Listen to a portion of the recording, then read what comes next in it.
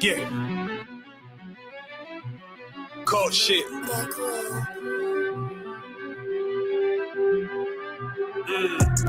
I ain't come with goons, but I'm well connected. Walking the hummus, pop, pop, pop, like you got rejected. Let me see if you qualify or not. Spinning up in a tenant truck, riding around your block.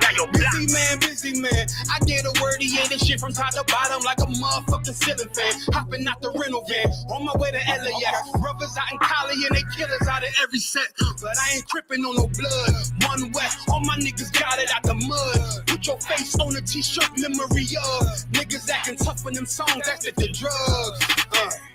I don't need no cases, all my pistols clean. So now I weigh my options, used to use the triple beam. Used to get the wop, mix it with the nicotine. Now I travel state to state and put on for my team.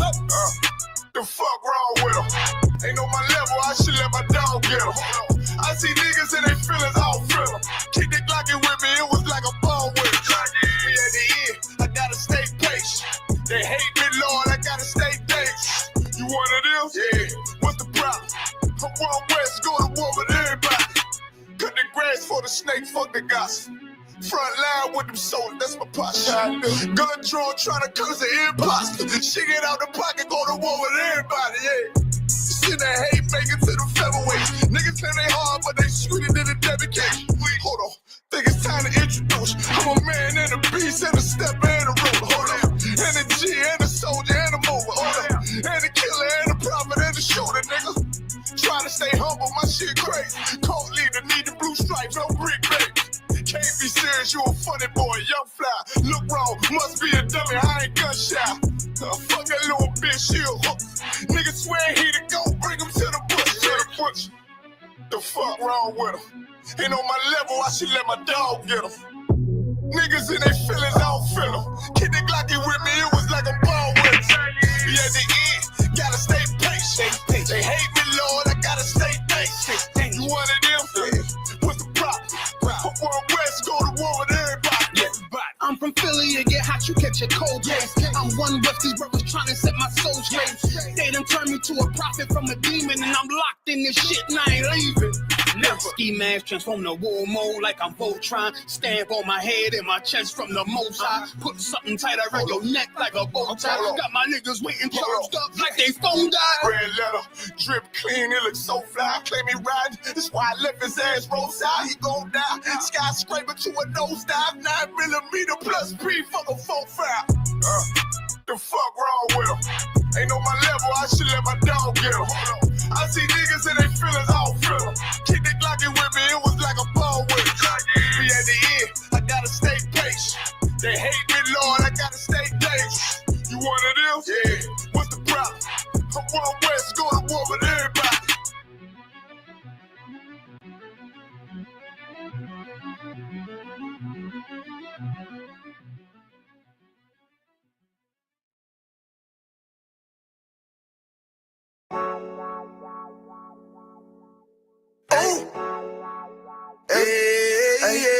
I don't give a love a fuck about what them bitches gotta say. I'm a West nigga till they put me in the grave. I don't give a love a fuck about what them niggas gotta say. I'm a West nigga till they put me in the grave. I don't care about what they say. Hey. Fuck with my Akima, fuck with my sisters, then I got a problem, I'm never gonna miss you. I got 100 hanging out the AR, I got a 50 hanging out the pistol. He say it's corner, I'm just being realistic. I be on them corner posted with the realest. If it's the Sabbath, then we going fishing. I'm really no man, that's a God-given mission. I'm really on 10, but I'm strapped in the pistol. I get the order, be glad of this mission. Hebrew Academy graduate, nigga, training, put through the baddest conditions. I'm fuck with none but the baddest of bitches. She righteous, submissive, she glad to be with me. Had that thing Putin like Batman, niggas, she know I'm a prophet, she glad to be listening. Disrespect, I ain't having that shit till I go make some business from scratch. She bitchin' the different breed of black men. We don't do the bad thing. I remember back when I was really trapping, trying to get the racks in, selling dope to black men. But now I'm trying to make it straight. Like, forget about my face, we sticking up straight, can't fold us. Too heavy, the world won't hold us. Go get some rank, I told you. Line up in these ranks, we sold you. You can take that to the bank, we focus.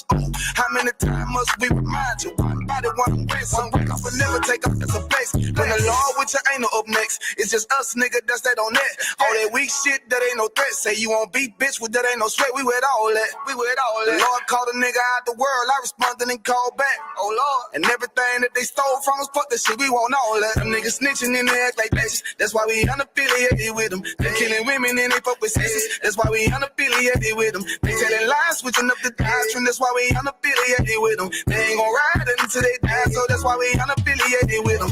Come on the command and general, YAHANNA, we unaffiliated with them. Like they tongue and they say they keep that shit 100, we unaffiliated with them. They telling lies, switching up the doctrine. That's why we unaffiliated with them. They ain't gon' ride until they die, so that's why we unaffiliated with them. That's why we unaffiliated with them. I cannot fuck around with fake niggas. We taking ground when we in your city. You better have the women, have the liquor. Keep that bitch on me, please don't but the same. Don't be a fool and be another victim. Say you a goon, you just another Christian. How you my brother, you ain't in the with me. In the gutter, deep down in the trenches. We with them niggas locked up in the prison. Talking Hispanic, Native American, Indian. We ain't just talking shit, but we living in it. We be everywhere, you can't miss it. And we be fresh as hell, take a picture. And we professional with the scriptures. Play, we gon' script them, yeah, we some killers. These niggas tripping, they mind blown. But business, forgive me if I'm wrong. I don't get it pause when niggas say that they be looking for niggas to slide on.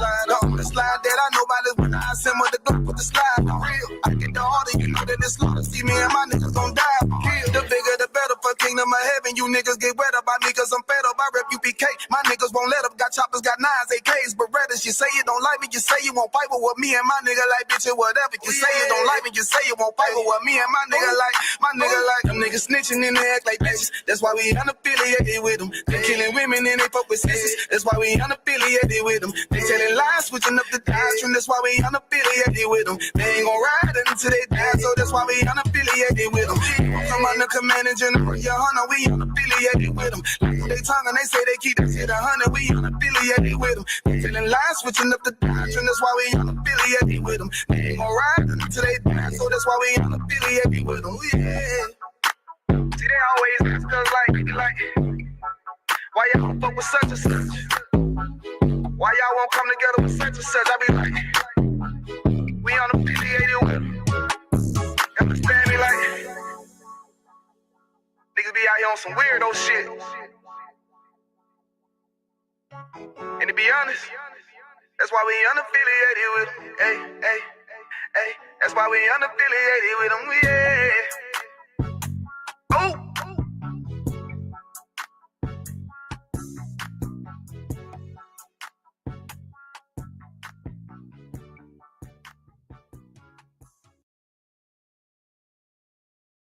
There's DIY, and there's doing it yourself. It's the difference between being creative and being a creator, between a homemade recipe and a household name, between a daydream and a dream job. It's your business, your hard work. You do it yourself. Create your website on Wix. It's time, your time, not just to go back to school, but to come back and move forward with Purdue Global. Start your comeback today at purdueglobal.edu.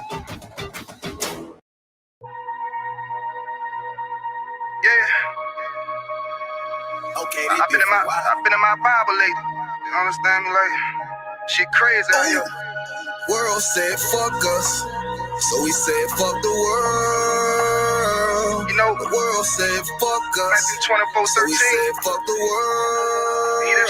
To the end. The world said fuck us, shall be so we said fuck the world. Fuck the world. The world don't love us, no. So we said fuck the world. Look, I know your kinfolk gone, but hold on.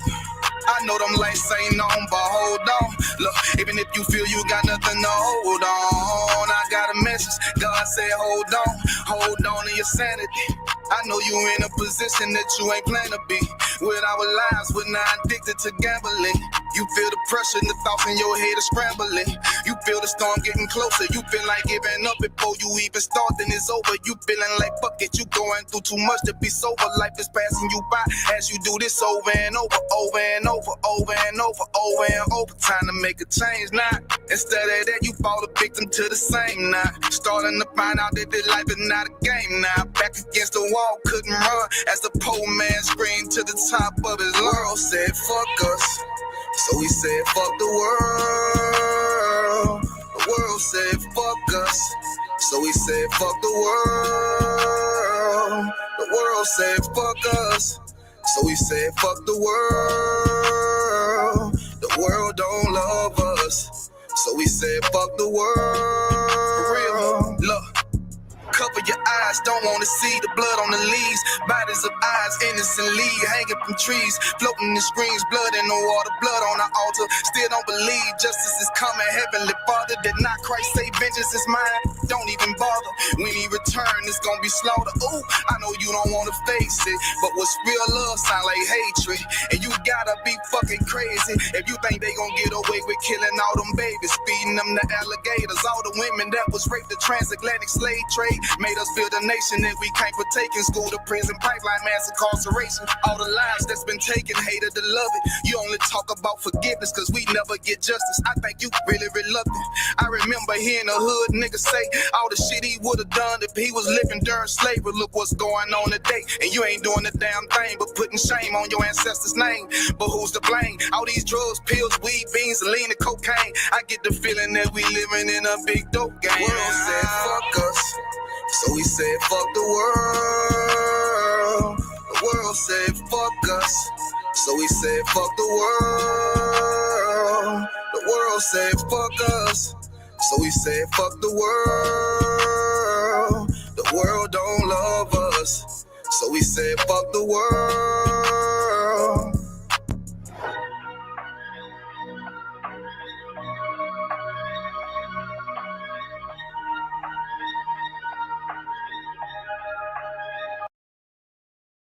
Are you really going to miss this? We do this training once a year. There's 800,000 to 1 million people that'll join us. And Back row.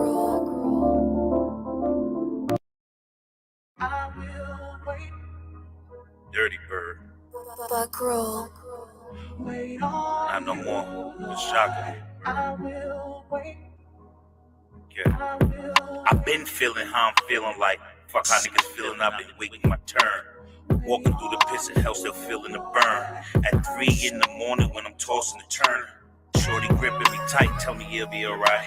I'm gripping the pistol, having visions of death. Yeah, though I walk through the valley of death. I'm in the alley with the scully on tilt. I'm ready to pull this army, conflicted in heart. Spent too much time in the midst of the There it goes, right there. This truth just to play my part. On a Saturday in the depths of the dark, where the zombies walk. Times Square, let the scriptures bark, and the general talk. Fishing for that young man or the princess he called before the reapers involved. Show your chariots, Lord, dead in the middle of their war. Let your trumpets blow, revelations reveal. Let the sky crack wide, show the color of Christ. Let me watch the descent before I enter my chamber. Allow me to enter the chamber. See the truth is amazing. Hoping, wishing, and praying. I earn my place in the kingdom. Plant my feet on the pavement. Put my brick in them chasing for the crown of this promise. For that crown of this promise. Right. Sure 144. Sure is. We wait for instructions and orders in these truths, man. Wise man once told me seek counsel. Never rely on your own understanding. It's not. It's UPK, the heart different. Black on black boots ain't forces to walk different. Muscle energy, the 1,000 will spark different. And learned about the scriptures from generals taught different. Game bred pit with grip, the bark different. Priests and officers, we captains to talk different. Proper side of the wind, and I endure to the end. Strap these niggas rock Christ, and ain't nothing to him, but check it. In your city, we them niggas on the corner. And all black changed men that put away the former. We militant, discipline, is niggas that's in order. We shield swinging off our neck and fringes on the borders. Born rugged in these streets, learned the codes and the politics. And I ain't wait for the Lord, he got me out of it. Hood nigga, hard knock alumni with scholarship. Big Glock was up on my hip, up in them colleges. And you ain't saved if you a Christian and you waiting on it. Heaven not by observation, go and take that moment. Cause your faith is in your work while you debating on it. I'm enduring to the end. This clock ain't got no safety on it. Sure don't. Can't wait till the Most High come and open these skies up and let YAHANNA come down here and bomb these motherfuckers. Bomb on all these heathens. Their time is up. I can't wait, though I feel conflicted. Mind shifted to the point I gotta check my spirit. Eyes lifted to the hills like YAHANNA there. So potent, so strong, just feel it in the air. If we don't hearken, as poor judgment would disappear. He's all seeing, all knowing, you don't want to visit. Whether short wave or long range, his name is vivid. We can't run, can't hide, he'll come and get us. There's no test, no rest in this war business. I'm on the corner with my brothers and my garment on. Mic in my hand, chanting white man's the devil song. Provoking spirit in my people to get our gather on. Shots fired at hellfire, we get our Bible on. Wanna eat, find the menu in Leviticus. Learn to walk, talk scriptures here, this is how to fish. Hit the ground running hard, we staying on our jaw, cause Babylon is falling. Like the song that we made for y'all. We live and die for this shit, there's no plan B. We the Lord's sheep, the Lord's chosen would never flee. If it's not for the Most High, we would never be.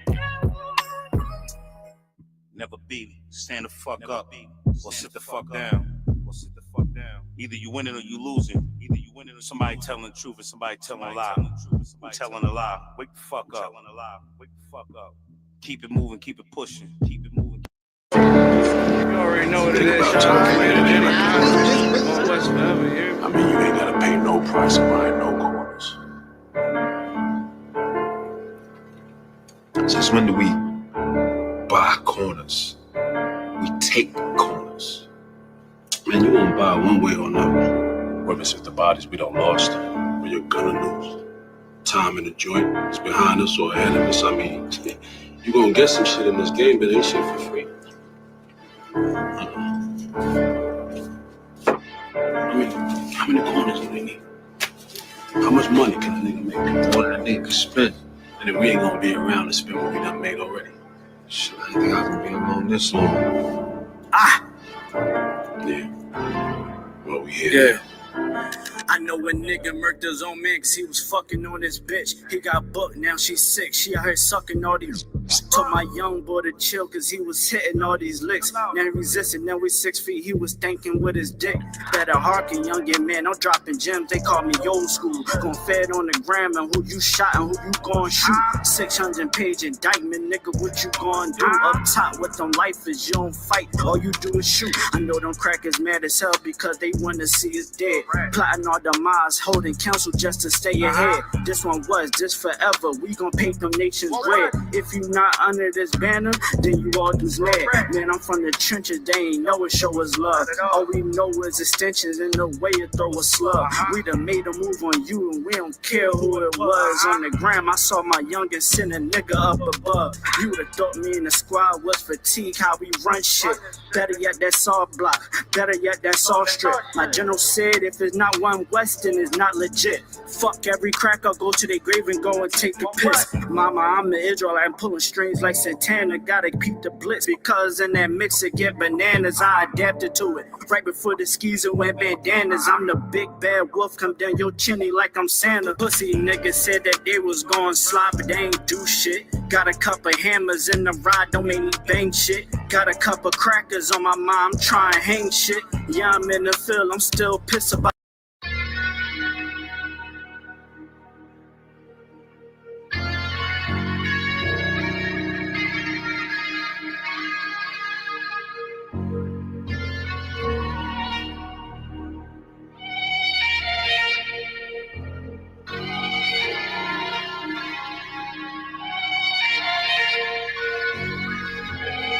Seen heaven turn to hell, I gotta stay alive. Lord have mercy on my soul, stand by my side. I killed the old man and I watched him die. Lost a couple niggas, guess he wasn't my round. They play my niggas, lay you down, they all down the ride. Keep my gun in my arm, I gotta stay alive.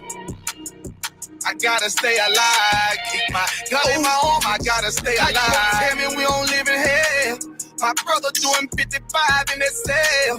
Nigga claiming he your round here spin shell. Same nigga you put on to hit the stand and tell. How the fuck you turn your back on a nigga that love you? Treat your kids like my kids, treat you like a brother. I told my dog, let's leave the streets to serve the Most High.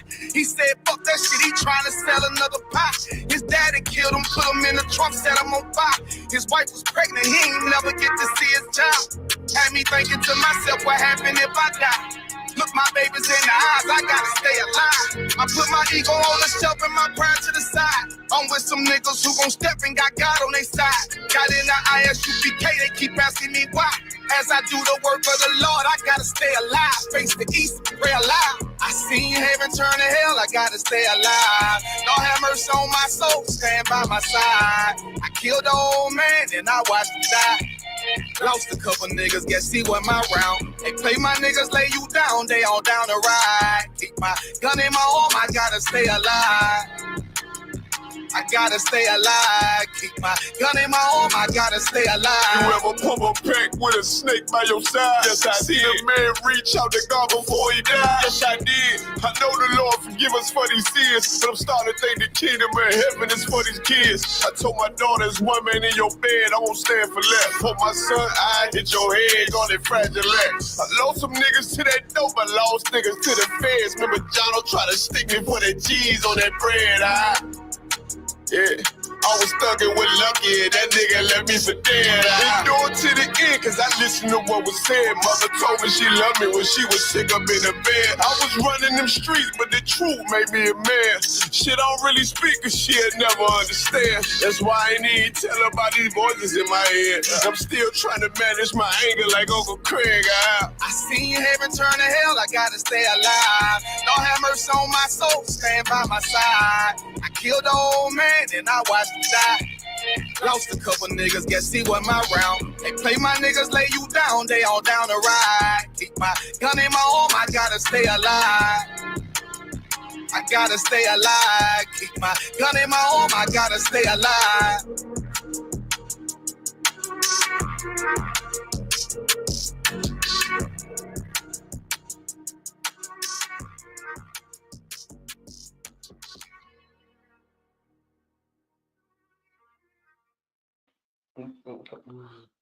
Man, let's clap it up.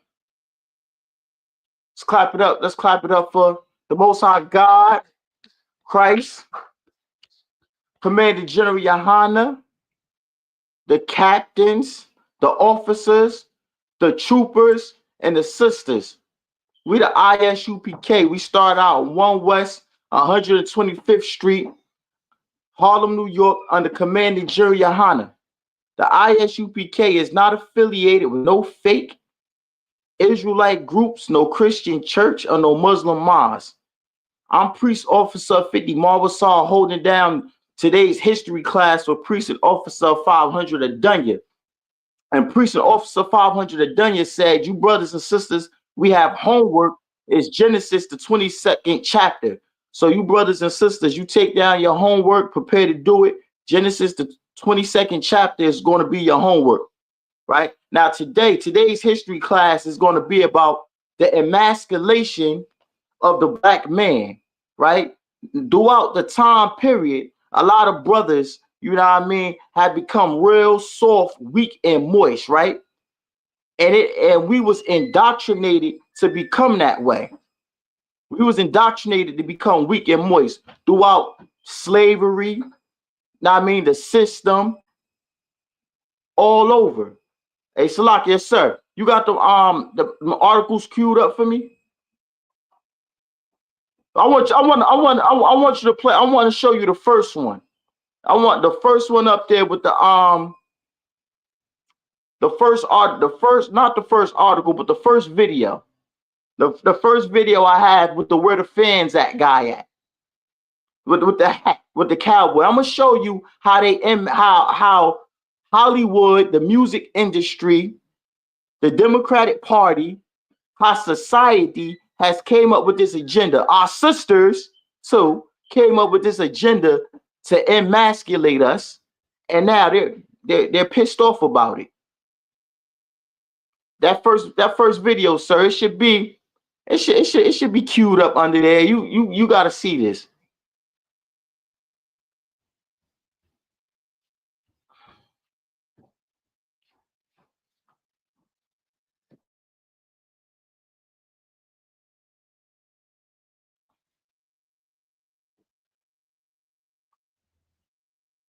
I can't hear you either, sir.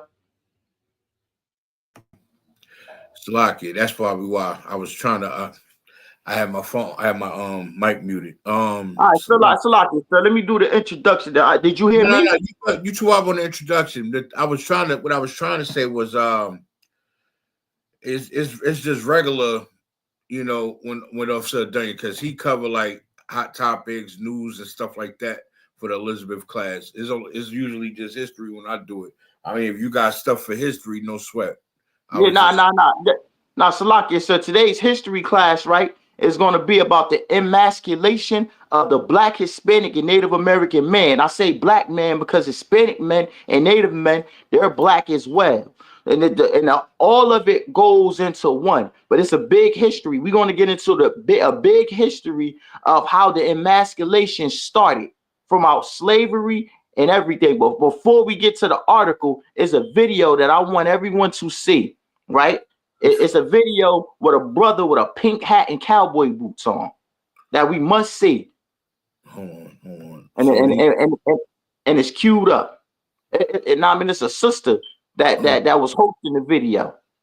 Out of all people, when they help create this nonsense, when they help make brothers effeminate and emasculate brothers, now they're claiming they're pissed off. Okay. So wait till we see all of these articles and stuff and videos and stuff you got us for this topic, right? Yes, sir. Everyone. Now, I mean, it's going to go past the one racist one, and it's going to come up, and then it's going to start right there with the sister and the cowboy, and then the rest of them is all for this topic. All right, no sweat. I'm pulling everything up now for you. I just got one more I gotta load up. All right, which one you want first? You want the one with Trump? Want the one with not Trump, it's below Trump. We're not dealing with Trump today. We're dealing with all the emasculation of Black men. So it's to be a video right under that video that should show that should come up first. That's going to show a brother being emasculated. Well, he's emasculating himself. All right, I got you. Give me 1 second.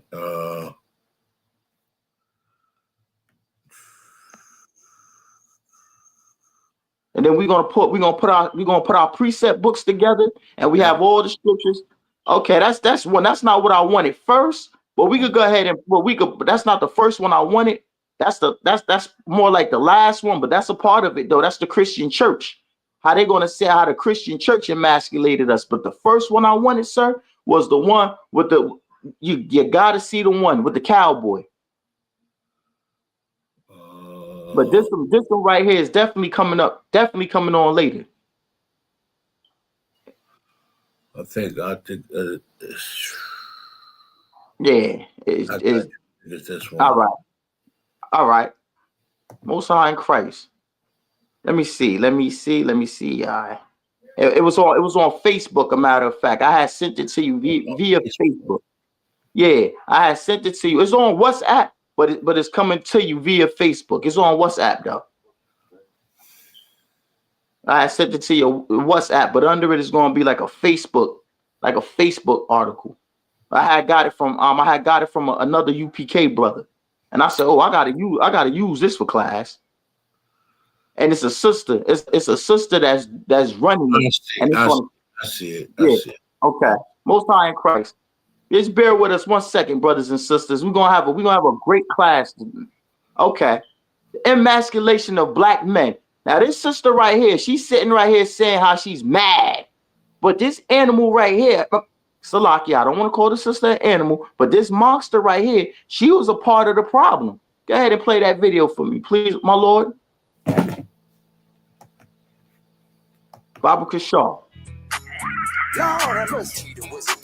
Alive in the building. Out there's my dance here. You ready? Where them fans at? Where them fans at? Where them fans at? Give me one time. Oh, oh, oh, oh, oh, I got my boots on the ground. Yeah. Oh, oh, oh, oh, oh, I got my boots on the ground. Where the fans at? Get up by your seat. Let your body move. Cowboys and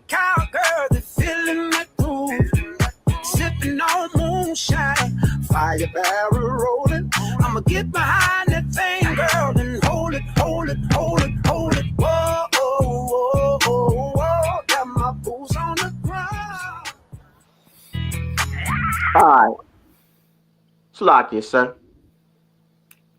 What you over here cooking up, Marcel? What kind of disgusting food you got us into today? Sir, this right here, right, is the emasculation of black men, right? This right here is how far society has drove brothers crazy. Brothers is out of their damn mind, sir, right?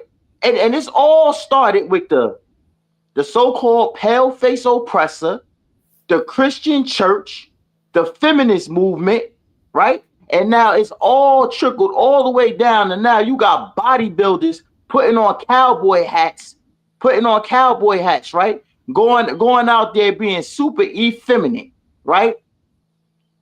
The brothers are all completely emasculated all over the world right now, and it's crazy. 1 Corinthians 6 verse 9, sir. We'll pull that precept. It's funny because I was just pulling up scriptures for this specific topic, and that's the first precept that popped up. Yeah. Now I'm about to add a column to my precept book for this one. Oh man, that's crazy. Yeah, you see that filth?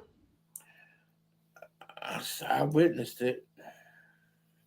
I kind of wish I hadn't, but you know, you teach me today, so what can I say? All right. All right, there we go. 1 second. 6 and 9. All right. Yeah. Book of 1 Corinthians, chapter 6, verse 9. Mm-hmm. Know ye not that the unrighteous shall not inherit the kingdom of God? The unrighteous shall not inherit the kingdom of God. Continue. Come. Be not deceived. Neither fornicators, nor idolaters, nor adulterers, nor effeminate. Stop. Nor what? Nor effeminate. Nor effeminate. Now, I mean, you got a brother. Brothers is on Facebook dancing with cowboy boots with their shirts off, being effeminate. This right here is the new thing. Well, not the new thing, but this right here is what's been going on for about the last 10 years since the Obama administration. But it's gotten worse. It's gotten all the way worse. Society has turned the black man into being effeminate, and it was all programmed for us to become this way, right? A lot of brothers got this way coming out of those churches as well. But now we about to pull out some history that showed completely how we got this way, right? Hey, sir, I got some articles. I got articles lined up. How we gonna get into how the black man became feminine? I got them all queued up already. Yes, sir. All right, let's get to that first article, right? First thing, right, brothers and sisters, it is a sin to be effeminate. But the people that's pushing this agenda to turn and make Black, Hispanic, and Native American men effeminate, they are against the Most High God. And it's a reason why they're doing it, right? They hate Black male masculinity. All right, so let me get one of those articles. Coming right up. The emasculation of Black men, homophobia, and misogyny. A dangerous, vicious cycle. From the gruesome point in America and Black history, intertwined with systematic oppression and economic disparities, Black men have been forced to defend their manhood out of externally forced insecurity, homophobia, sexism, misogyny, and other oppressive, subtle, and blatant dogmas were born. Look at this nonsense. Right. as the anxiously and giddily sat watching the Real Housewives of Atlanta reunion part 3 a few Sundays ago, something that Kenya Moore, one of the women featured on the show, said stuck with me during the rest of the week. Her accusations of her former boyfriend Walter being gay seemed spiteful and juvenile. She contradicted herself following her allegations with the statement basically claiming that she only questioned Walter's sexuality, but that it wasn't malicious, and asserted that being gay isn't a character flaw.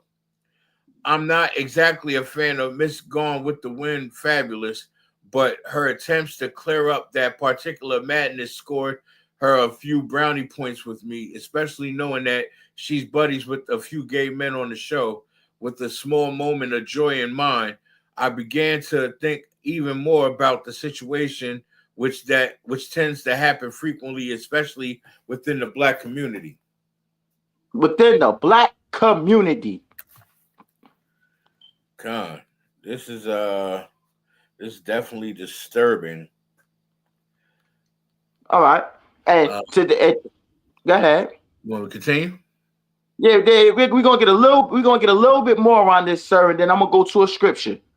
All right, no sweat. The week before Moore was gunning to be crowned drama queen of the reunion show, NFL player Kerry Rhodes made headlines with claims that he is gay. An author. All right, that's it. See, if you know anything about Kerry Rhodes, right? He played for Officer Kawogabor team, the Jets. He was a hard-hitting safety. Number 29. Why you gotta put that out there like that, bro? Nah, man. You know what I mean? Play for the damn Jets fan. I mean, he played for the Jets, right? Number 29. Kerry Rhodes hit extremely hard, right? Kerry Rhodes come out that he's LGBTQ. No pun intended. No pun intended. Right? He's LGBTQ, right? Now he went on the Housewives of Atlanta because we was just down in Atlanta. That's all accepted down there. That right there is where they start all of that indoctrination. They love promoting the indoctrination of the effeminate Black man and all that other nonsense. They love pushing that agenda. So he went to his safe haven where all the sodomites rest at, right? See, they kept that garbage away from us, though, right? Oh yeah, they definitely kept all that garbage away from us. Oh yes, they kept that garbage away from us. But it's disturbing. It's disturbing with this agenda that they put on the so-called Black man, because how are we going to protect? How brothers is going to stand up and protect their families, right? Brothers is walking around with cowboy hats. First and foremost, brothers, them damn fans and them flick fans or whatever you call them, those are for women. And it's not cowboy boots. We rock cowboy boots to the truth, but he's putting a 10 damn worse connotation to the wear. The hat and the boots, he wrong for wearing that. He made us look bad on that one. Because how you a Black man, you gonna rock cowboy boots and the hat, you gonna do that soft tender shit. That's wrong. That's wrong. Sir. That's wrong. We niggas, we the original cowboys. Why you gonna do that effeminate shit? Right? Hey, sir. He had a fan with pink cowboy boots on. And he was swinging too. And he was swinging. Brothers and sisters, those fans are for sisters, man. Stop swinging them goddamn fans. The fans for church. Well, is this for church?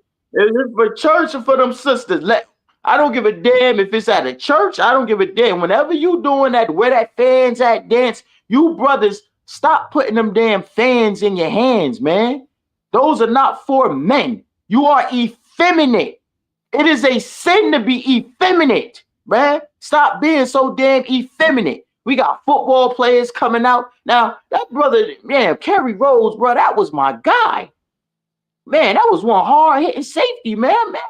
You got to look at the politics. They coming out because there's a safe space for them to do it. So now, when they get seen in public by paparazzi or they get caught lacking, it's not a shocking thing. You get what I'm saying? Right. It's like it's not no, oh snap, we didn't know that. Click. Nah, now it's, oh yeah, he exposed himself. Okay. He already told on himself. So we don't get paid for exposing somebody that already opened up about it. You get what I'm saying? Yeah, but that's how paparazzi get paid, by catching people lacking. Just like so-called shooters and ops. You get what I'm saying? They slide up on you, flick some pictures when you ain't looking, and now next minute you in the tabloids, you being spoke about on TMZ and all of that garbage.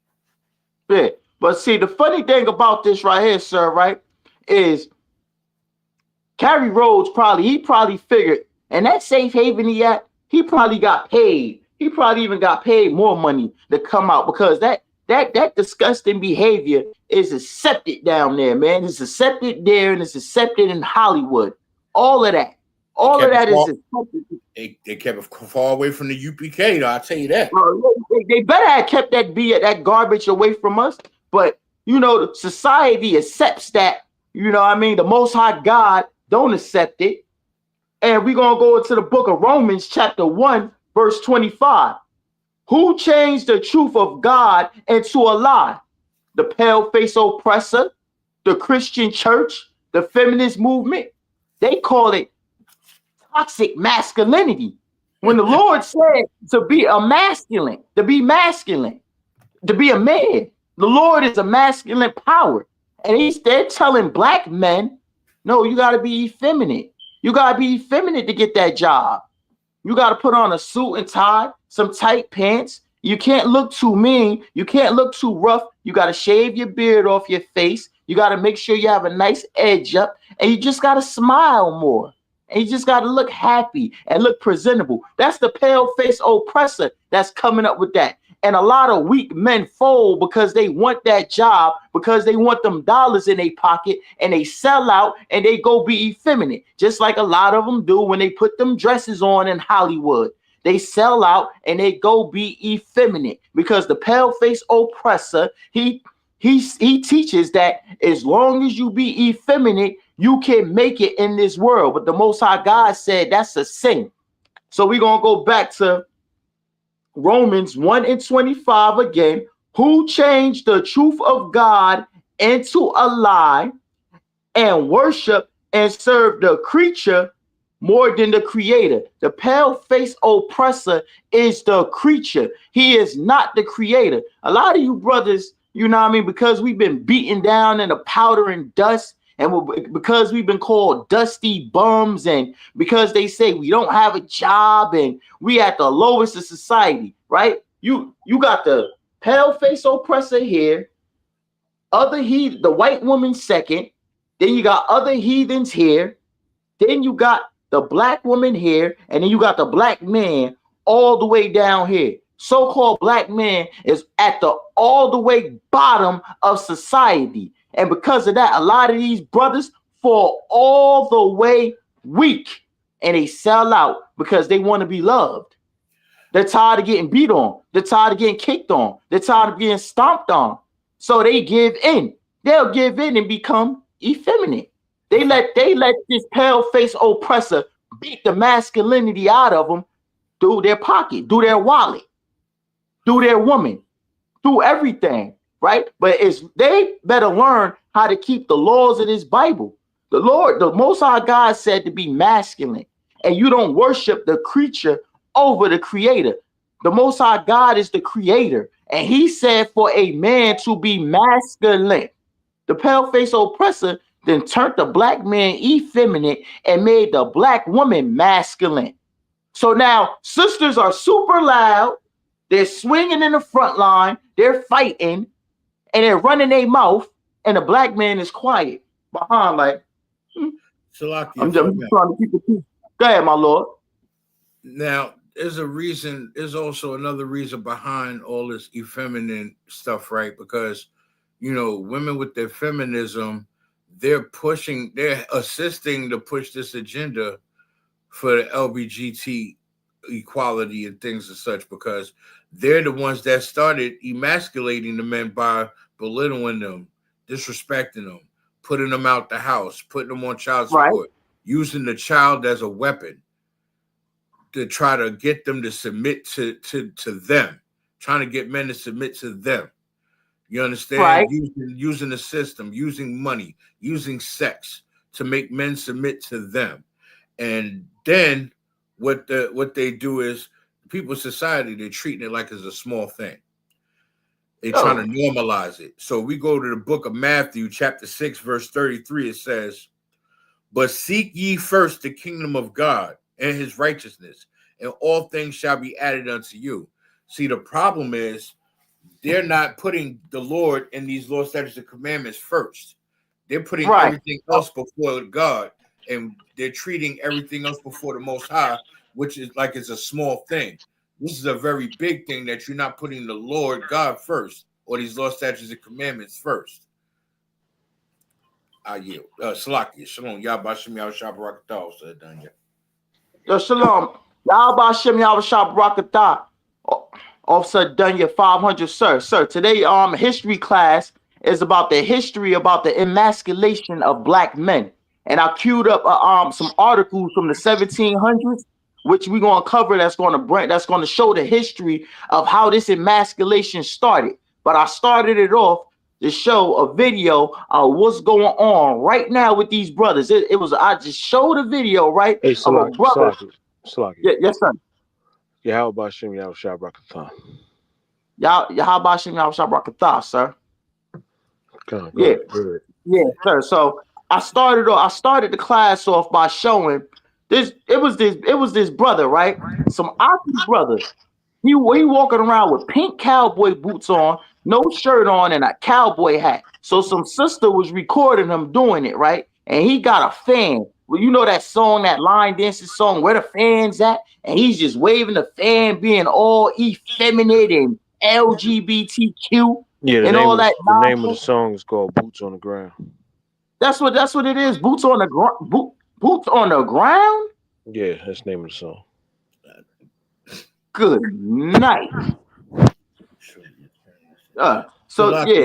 Young man Hector came up, said he said Book of Isaiah 29:16 is a good precept. I got it queued up whenever you're ready. All right, Con, sir. Right now, let me get that. I need that 17 history. That history. The emasculation of the black man. I mean, because the history that I was reading or something else. The other one. The other article, and then we're gonna break these. We're gonna break it all down. Hey, Salaki, I ain't gonna be with y'all too long. I ain't feeling too hot. All right, no sweat, no sweat, my lord. I hope you feel better, Adawan. Feel better, my lord. I'll be here for a second, but I'm gonna dip out on y'all in a minute. I want to come, sir. Come, all right, shalom, Christ. Shalom, Lord Christ, sir. All right. So. Nah, that's the wrong one, sir. I need the one from the 1700s, the slave one. I believe it's this one. A young man Hector said 29 and 16, right? Yeah, I got it. Okay. All right. Let's see.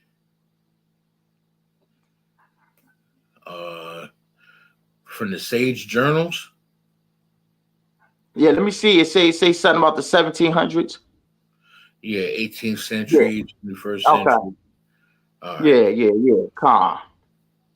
I don't want to con, sir. Let me see. Is that it? Let me go Journal down. of Black Studies. Not staying in their place, a historical analysis of mechanicism of controlling movement of black men in America through the lenses of social identity and gender. Con, sir. Con, sir. All right, I'll read the abstract. Since the arrival of enslaved Africans to the British colony of Virginia in the early 17th century, the spaces of black men have been policed. Templates characterizing black males as violent, dangerous, and sexually potent were fully developed by the 18th century and reflected in laws, practices, and systems designed to control their movements. This article applies lenses of social identity and gender to examine contemporary constructs of and practices toward Black men. Tracing them back to their historical persecutors, the authors contend that fear-based templates continue to be invoked in 21st century America to control the movements and space of Black men through systems and structures with criminalized, terrorized, and economically and educationally disadvantaged them. A majority impetus for the development of these systems and structures have been the construction of white masculinities. The authorities thus explore the constitutive nature of Black and white social identities, and a central component of which is gender. That was a lot. Okay, let's see. These are references for these. Okay. These are all references for these studies. Honor and Slavery, Princeton University, 1996. Yeah, after I read the abstract, these are all mostly references. Let's see. The biographies. Yeah, this is a biography of two of the researchers, two of the analysts. You want me to read? Okay. Let's see that too, sir. All right, yeah, because this is at the bottom. Most of it was references. Mary H. Davis received her PhD from George Mason University. Sir. Nah, that's it. I thought I had more on that right there. But you can see right here, now I mean, from the beginning of time, they've been running this game and trying to indoctrinate and feminize Black men all the way back to the 17th century. That's what they've been doing. There's always been a agenda to feminize Black men, to push this LGBTQ agenda on Black, Hispanic, and Native American men, to try to steal away our masculinity, to try to put women ahead of us, because we are always a threat to their kingdom, and that's why they do it. And a lot of brothers become weak cowards and they fall to it. And they join the masters because they get tired of being strong, being tough, and they break down. They literally break them all the way down. That's what they do. But you got to remember, when you keep the laws of God, that's your strength. You got to remember, our King Christ was hated. We're going to go to the book of John, chapter 7, verse 7.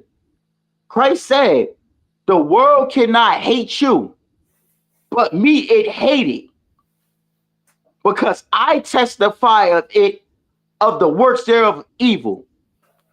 The world can't hate us, man. The world hate Christ. Black man, Hispanic, Native American man. You're hated because you are a descendant of Christ. So no matter if you bow down to the pale-faced oppressor, no matter if you put on a dress, you put on a pocketbook, you are still going to be hated because you are a descendant of Christ. It's not even you that they're hating. They're hating you because who you're related to.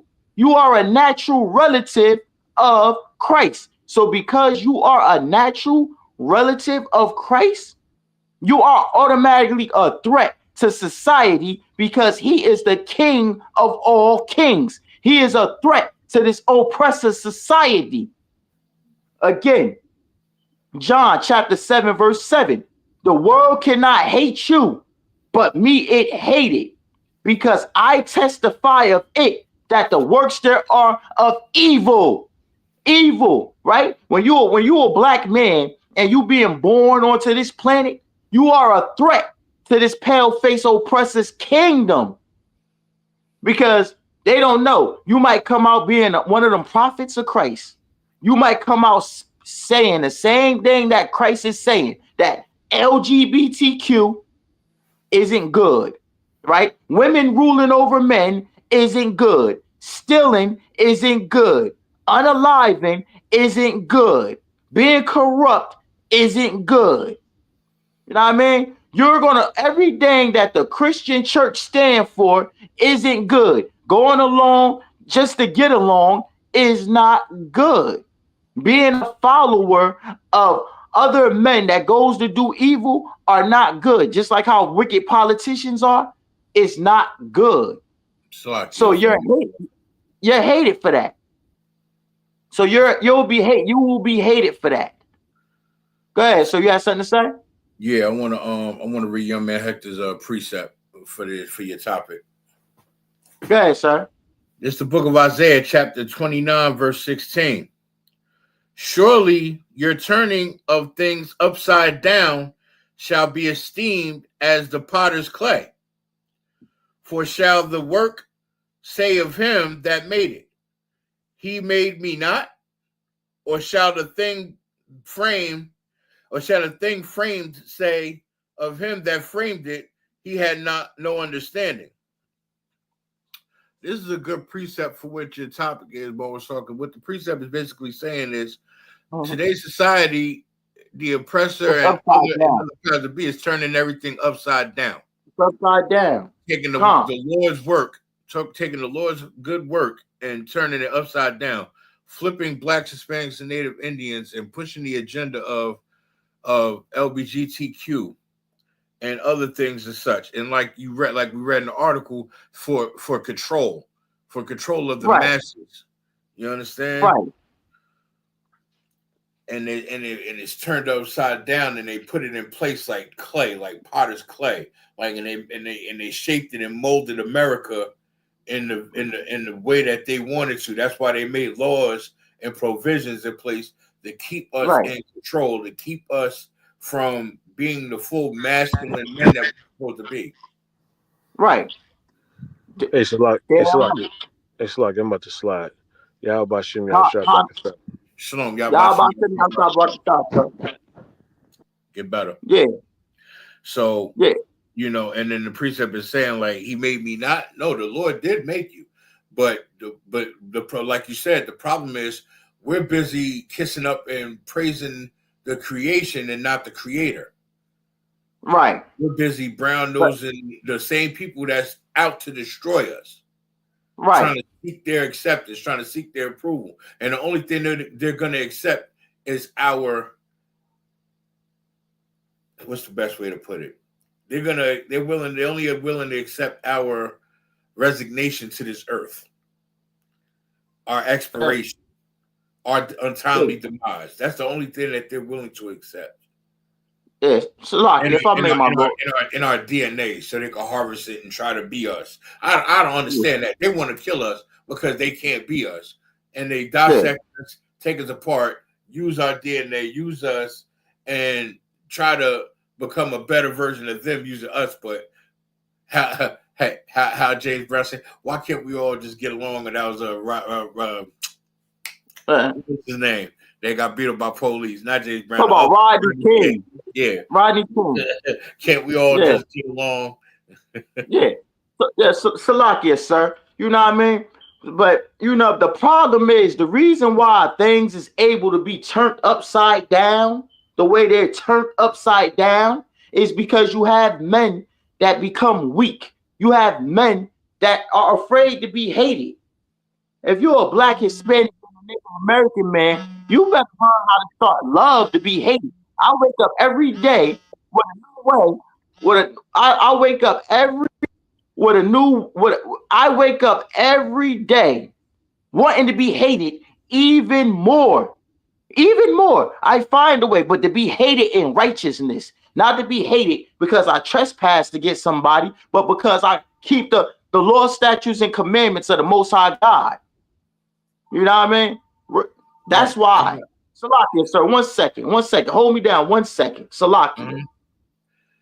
Now, if we go to the book of 1 Timothy to further back up what Marshall was saying, we go to the book of 1 Timothy, chapter 9, starting at verse 9 to 11, right? It says, knowing this, that the law is not made for a righteous man, but for the lawless and disobedient, meaning those that keep the law, then the laws don't apply to those that's already keeping it. They're already following the guidelines and the letters of the law. So the laws is for those that don't know it. The law is for the Gentiles. The Lord for those Israelites that's in the world that's eating pork, shrimp, crab, and lobster, the ones that's out there fornicating, the brothers that's being whoremongers, those are the ones that these laws are for. For the brothers and the priests that's keeping the law, statutes, and commandments to the letter, those are the ones that the Lord don't apply to. So it says, book of 1 Timothy, chapter 1, verse starting at verse 9. Knowing this, that the law is not made for a righteous man, but for the lawless and disobedient, for the ungodly and for sinners, for unholy and profane, for murderers and for murderers of fathers and murderers of mothers, for manslayers. These laws, statutes, and commandments are for those brothers that's in the world that's unaliving one another, the ones that's eating pork, shrimp, crab, and lobster, the one that's fornicating, the ones that's committing the black on brown crime, black on black crime. You understand? Those are the ones that this law applies to, the ones that's being disobedient and ungodly, the ones that sleep with other brothers' wives. And it continues in verse 10. For whoremongers, for them that defile themselves with mankind, meaning those alternative lifestyle members, those transformers. Right. You understand? Those LGBTQ members, men and women alike. For men stealers, for liars, for perjured persons, those that lie as well, and thieves and robbers. And if there be any other thing that is contrary to sound doctrine, anything that's against the words of the Most High God, anything that's against these law, statutes, and commandments, is what the scripture is saying. We'll finish up with verse 11. According to the glorious gospel of the blessed God, which was committed to my trust, meaning these law, statutes, and commandments is committed to us, those that follow it and keep it to the letter. You understand? Those in the ISUPK and the Commander General YAHANNA, those is who the Lord trust is committed to, because we keep the law, statutes, and commandments, and we bring and we teach Blacks, Hispanics, and Native Indians these scriptures. This is why Marshall got an excellent topic today for these effeminate men and these so-called masculine women. You understand? Trying to do a role reversal. And I was looking at something earlier too, Marshall. It was a video, right? My man said, even Shaq said it, just because a woman works in an aggressive market and she's being strong doesn't mean she's masculine. Just because she makes more money than her husband doesn't make her a king or a queen over the king. You understand? This is why in the UPK we call them princesses, because a lot of these sisters, like they said, they're only in the truth if we're in the truth. And technically, if they really want to be called a queen or considered a queen, they need to know how to play the role of a queen, because what they fail to realize is that a queen's role is to protect the king and sacrifice for the king, sacrifice for the whole damn board. You understand? Yeah. That's the job of a queen. That's why she's able to move all around the board how she sees fit, because she is supposed to protect the king. The king is the prize piece on the board. You see, and her job is to protect and sacrifice herself for her king. Yeah, so like it, sir. When they sit there call themselves queens, they need to check the job description first. Go ahead. Yeah, so like it, sir. Yeah, nah.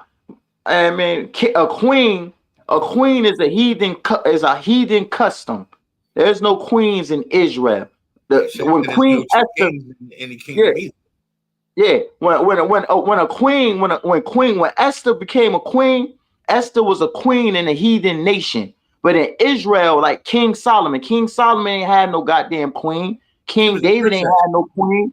King Saul ain't had no queens either. They had princesses though. Yeah, Esther was a princess. Jude was a princess. Yeah, that's why we call them princesses as well too. You know, we don't have no queens, but it was Israelite sisters. Not to get off topic, but it was Israelite sisters that became queens in heathen nations. You know what I mean? But not in Israel. Not in Israel. Yeah, this is all part of history, Mama. So I rock with it. Yeah, you damn right. But the whole point, the thing that we need to get together is the problem that we got going on is that we have to do something about the emasculation of these brothers, right? Brothers are soft, weak, moist, and emasculated, and it all came from, again, the white man being the devil that the Bible speaks of, the Christian church, the feminist movement. You know what I mean?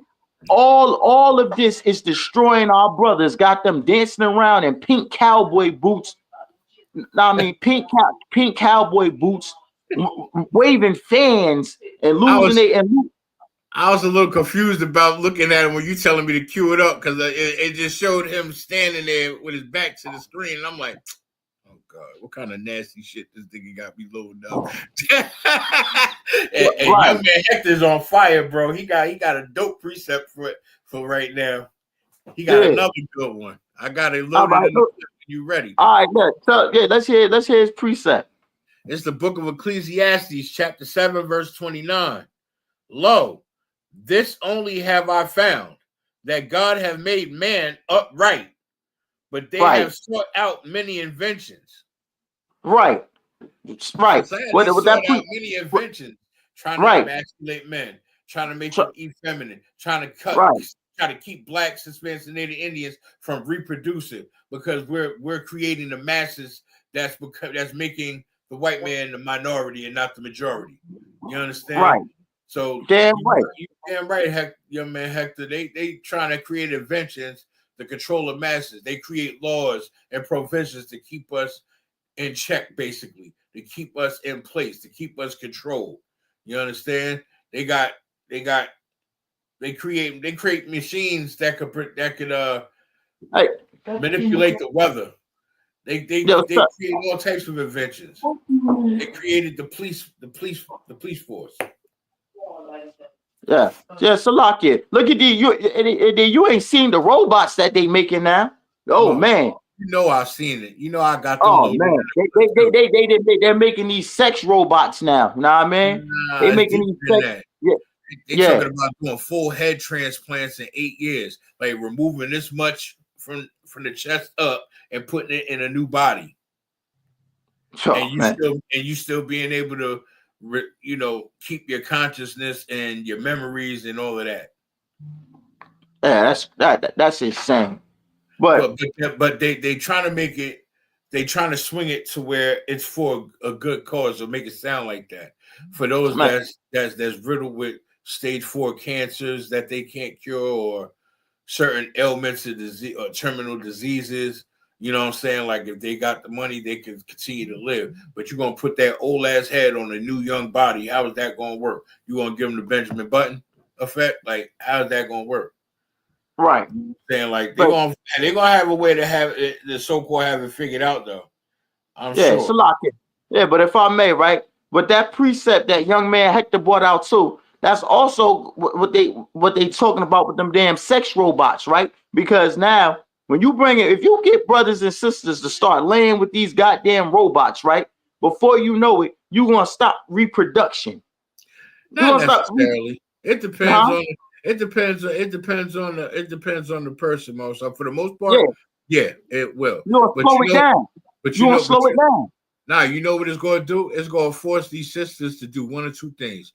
Either y'all going to tighten the hell up and start acting right and start submitting to these men, or y'all just going to be X'd out the equation for a minute.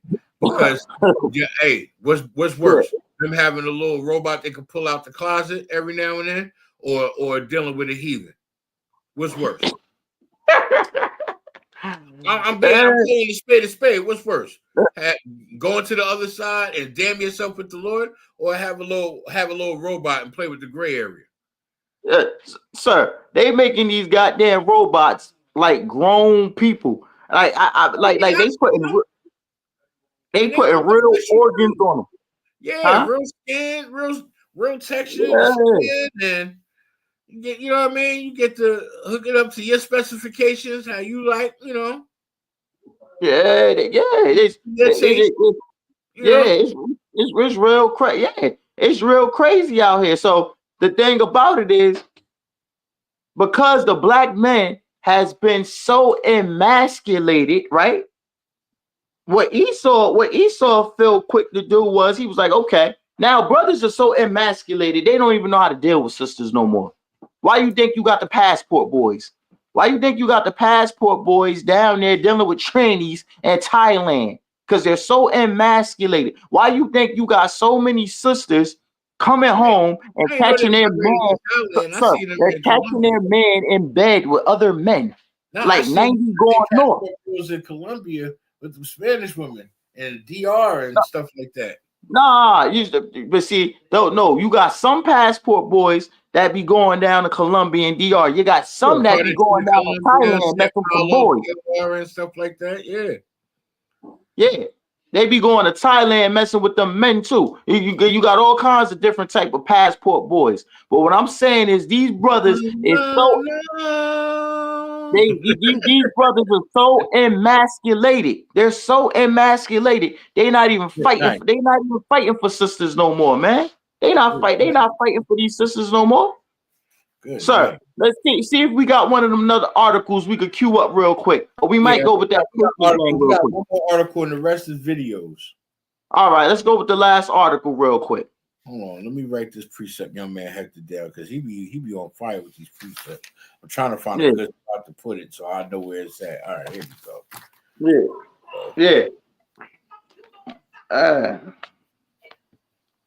Bird up. I like when young man Hector be giving us precepts, man. You know, and I learn something new every time. It's like, you know, you get seasoned in this truth. You still learn something new every class. You damn right. Damn right. And that's damn right. That's one thing about teaching these classes. That's one thing about teaching these classes. That's all right. I still got my history class. Wait till I put my history class out. Yeah. Shoot, did you what you think about that intro and that outro from my podcast? No, I already sent you that. I told you it's fire. I've been told you. I got this the last one, too, huh? This is the last one. Article, and then we got 3 videos. All right, no sweat. All right, feminist infiltration and the emasculation of Christian men. Oh, this ought to be good. Oh wait. This is the emasculation of Christian men. Oh, this is gonna be good. Yes.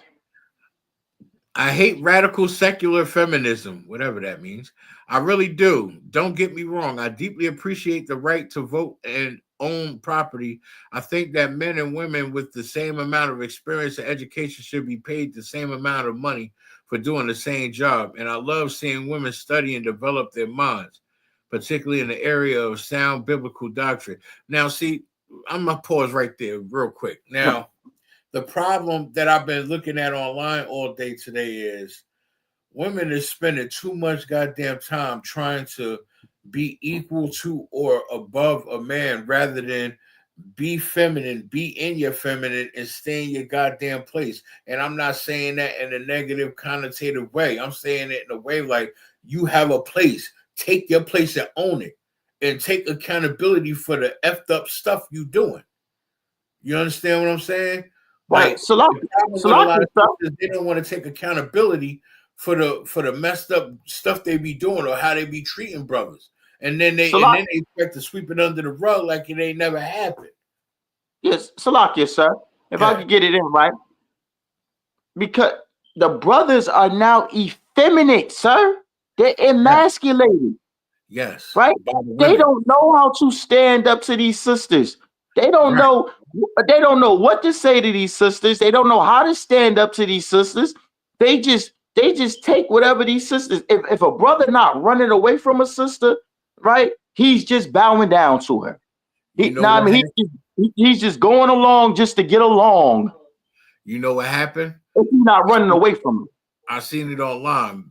The brother brought it out, and it was so heavy how he broke it down. He said, today's men are being trained to not be abusive so that women can be.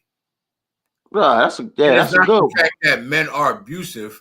Men are not. We're not trained to be our wives, but we're trained to be stern and firm in our position and not tuck our tail just because our woman got having a little titty attack.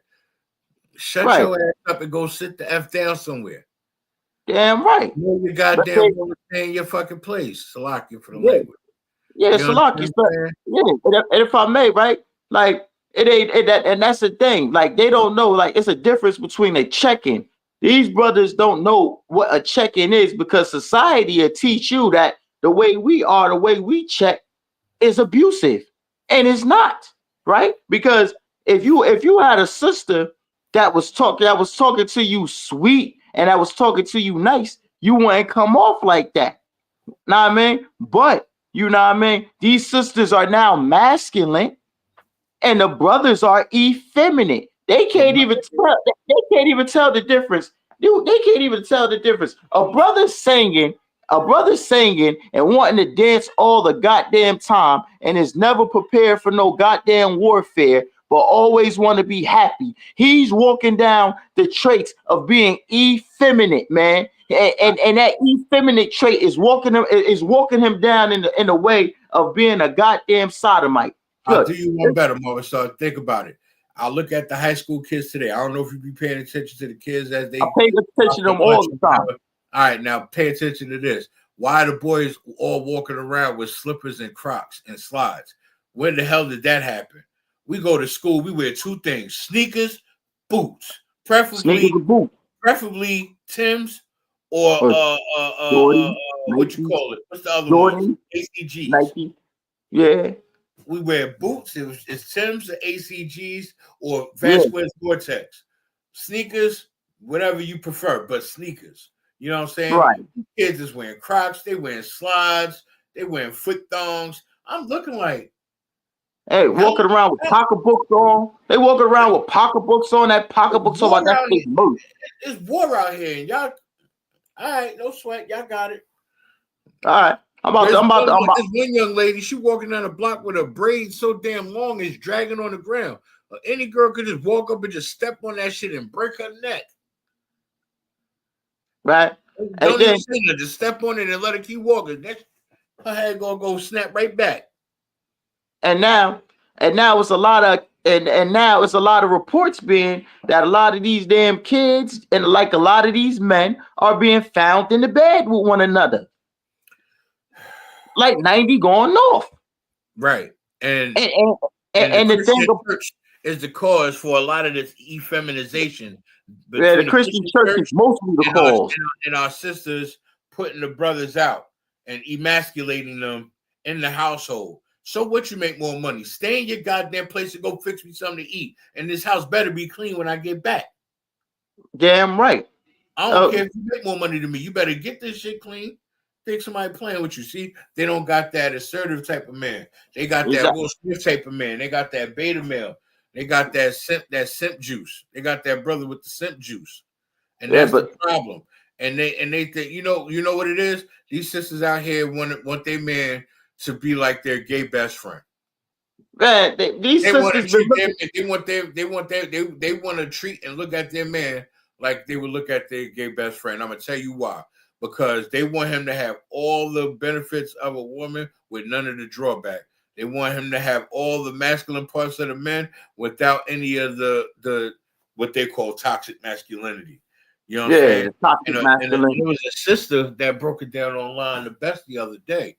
She said, women that like men will act properly and act accordingly.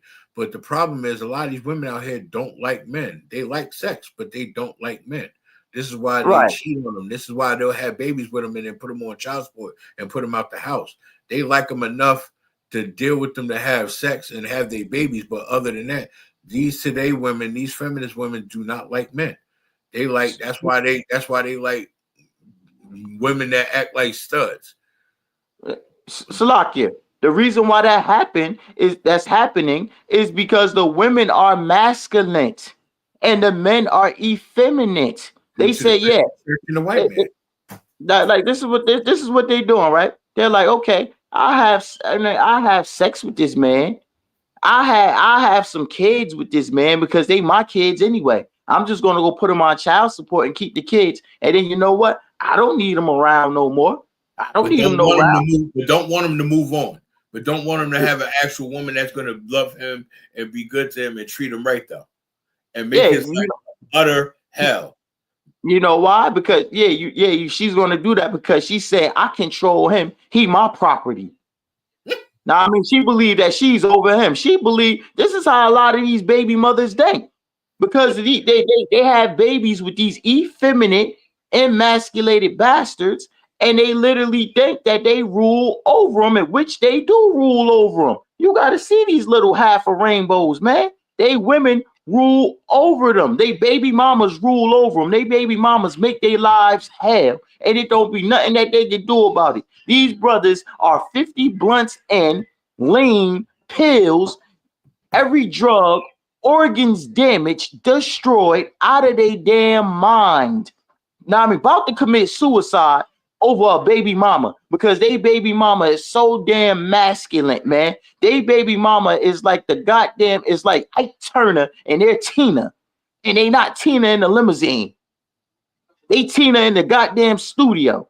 That's who these Negroes are, man, out here right now, because they're so emasculated and so soft. And you know what that's doing, Officer Yash? That's making them get into bed with boys. The book of Deuteronomy, chapter 23, verse 17.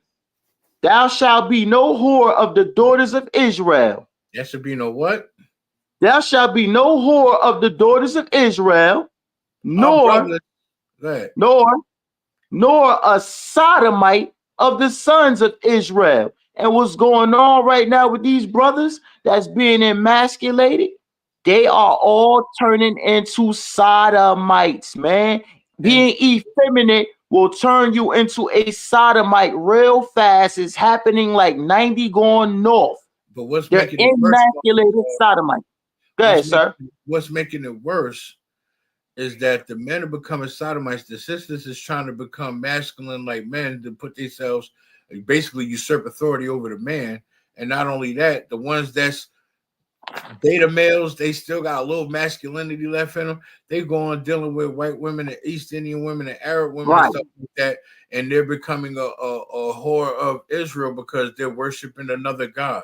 By dealing with these other nations, they're subjecting themselves to potentially over time fall back away from the Lord and start worshiping their God, because they're going to put those women on a pedestal and they're going to worship them. Like young YNs in the street worship money and doing drills and sliding. You know what I'm saying? Like, and that's a very bad issue we got in today's society. You know, the sisters want to be men, the men want to be feminine, but I don't understand how that works, because men deal with logic, women deal with feelings. You understand? Like, it's to a point where you got women online exposing these other women, like they getting tired of it because they're seeing the damage it's causing. Y'all making a lot of the good men become sodomites, and y'all sending another percentage of them across the globe to go be with other nations and other women of their nation. And then the other percent, they making so much money, they not even paying y'all no mind to qualify to deal with them anyway. Basically, that's what's going on. Basically, what's going on is that they chasing all the men away, because they're making them weak, right? They're making them weak. They're emasculating them to the point where they're looking for other avenues. Officer Yash, they looking for avenues, like you said, with the other nations, of our sisters. It's even deeper than that. This girl went on Facebook this morning and said, white women, what is y'all doing to get these men that's got the money, marry them, and then divorce them and get their money? I'm not being picky. Teach me how to do that. Like, dang. It's gotten that bad. Like, they not even wanting a man, they wanting a bag. They're just like, you serious? You know what I'm saying? Like, they're so lost in the sauce. Again, they come into the white woman trying to seek advice. Oh, how can I get me a rich man and marry him and then divorce him and take half his money? Like, a white woman is going to see that online and really DM you and message you and walk you through. You idiot! Like, why are you busy as hell? She's busy as hell. Delusional broads. But see, I understand that a lot of them do it for content, but you're doing more than making content. You're making black women altogether look bad, as if y'all don't make yourselves look bad enough with your goddamn attitude. You know, another lady was exposed and told them, like, maybe if y'all would, you know, watch your mouth when you talk to men, maybe you might get a little further with them. Men don't want to deal with attitude. That's why a lot of black men don't want to deal with black women, because of their attitude. And she's got a valid point when it comes to that. Like, nobody want to deal with attitude in the mouth. I shouldn't have to go out in the world every goddamn day on 100 and fight the world, and then gotta come home, sit in that driveway for 20 to 30 minutes just to get myself together to go in the house and be on 100 with your ass. Now, Salakia, if I may, sir, right? Tell me if I'm wrong. Sir, Salakia, if I may, sir, right? And that right there is what break a lot of men down. If you're a weak man, it's gonna eventually break you down. It's gonna be like, man, I'm tired of getting beat up in the world. I'm getting beat up in the world. I'm getting beat up by my girl. I can't beat him, so I'm gonna join him. Before you know it, he emasculates himself. He crumbles like a goddamn cookie, and before you know it, he starts doing things other than himself. Or he coming to the ISUPK to Commander General YAHANNA and learn. Yeah, if he come in here, he ain't never cracking. He ain't never falling. But you gotta have a lot of gall to come in here. You gotta be a soldier to come in here. All it takes is the first step to show up. Yeah. Once you show up, it's all right. Once you there, you understand? Yeah. Well, the truth will definitely teach him how to stand as a man on his own too. Teach him how to let his nuts hang, and maybe he'll learn how to swing them a little bit. You know what I'm saying? Damn right. Look, I got a precept. It's the book of Isaiah, chapter 40, verse 30. Even the youths shall faint. When it's talking about the youths shall faint, that's talking about their spirit is getting weak. Even the youths shall faint and be weary, meaning their spirit is getting weak. And the young men shall utterly fall. And that's what we see, and that's what we see happening right now with all this emasculation, everyone being effeminate, like you was talking about with all these kids walking around in Crocs and slippers.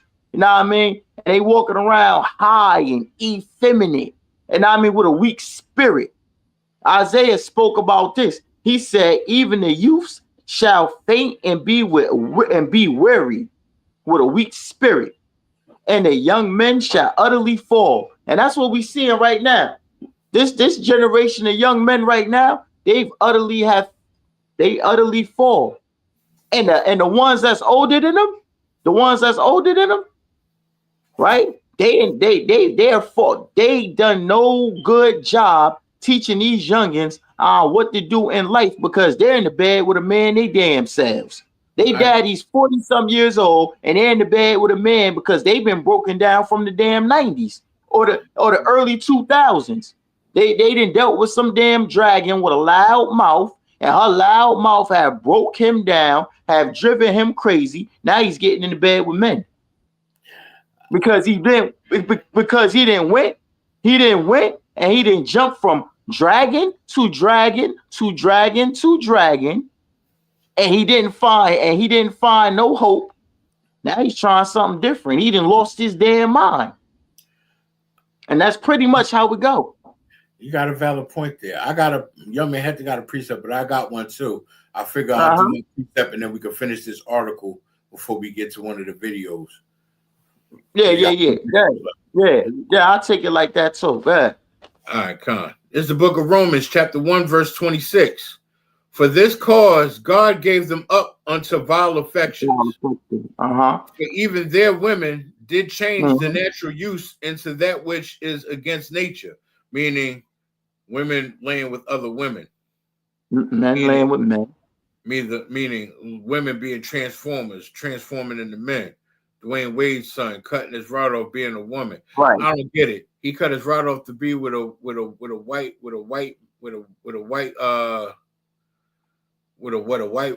girl. He's the boy that wanted to transform into a boy. all he had to do was just, he ain't have to be gay. If he wanted to just tell his pops he wanted to date a white woman, he just should have said he wanted to date a white woman and just been honest about it. No, and deal with the consequences later. But he went way left and listened to Gabrielle Union. This is what you got to look forward to in a mother-in-law. She's telling you it's okay to identify as a woman and to cut your guard off. If I may, right? That is some diabolical.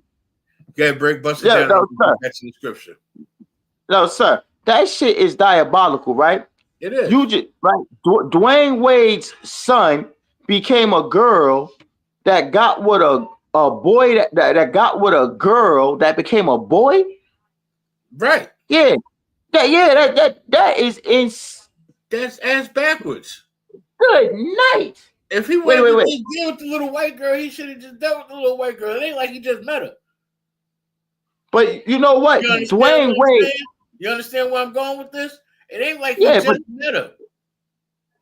But Dwayne Wade purposely emasculated his son from what he was saying because the boy and the girl conspired together to do this stunt. With the help of Gabrielle Union, of course. Yeah. And then she went on Breakfast Club after that and then emasculated Dwayne Wade on radio. The nerve of these women. Let me finish the precept. Verse 27. And likewise also the men, leaving the natural use of the woman, burned in their lust one toward another, men with men, working that which is unseemly and receiving in themselves that recompense of their error, which was meat. Meaning what we just was basically saying. Like, men is not supposed to be laying with men and women not supposed to be laying with women. You're going against the order of what God intended for us to be. And there is no other gender. It's you're a man or you're a woman. If you was born a man, you're a man. If you was born a woman, you're a woman. It's just that simple. If you was born with a box, you're a female. If you was born with a rod, you're a man. No matter if you want to sew it up or cut it off, you're still who you are. Like Hope said, you was who you was for you guy here. It's today's society. It's social media. It's the Christian church. You understand? All of that plays a role into the destruction of these kids. And all of this is a clever ploy just to get blacks and Hispanics to stop fucking reproducing. Yeah, damn right. That's all it is, a clever ploy to get blacks and Hispanics and Native Indians to stop reproducing. That's all they was doing. They just trying to stop us from having kids. Because they can't kill us fast enough, and they can't kill us faster than we make babies. Period. And that's what it boils down to. They can't unalive us fast enough. You want me to get the young man had this precept? I got it already loaded up, and then we can go to the finish the article. You want to finish the article first? Let's finish. Let's get some more of that article. Then we're gonna snatch that precept. What's the name of the precept? What number? 1 Timothy chapter 3, starting at verse 4, and then at verse 5. All right, you said 1 Timothy chapter 3, verses 4 and 5. Okay. All right. Let me get back to the article. Yeah, and I mean we ain't gonna finish, but we're gonna get a little bit of it because I need to break down. I need to break down Genesis 19:4. And that's gonna take a few seconds. Okay.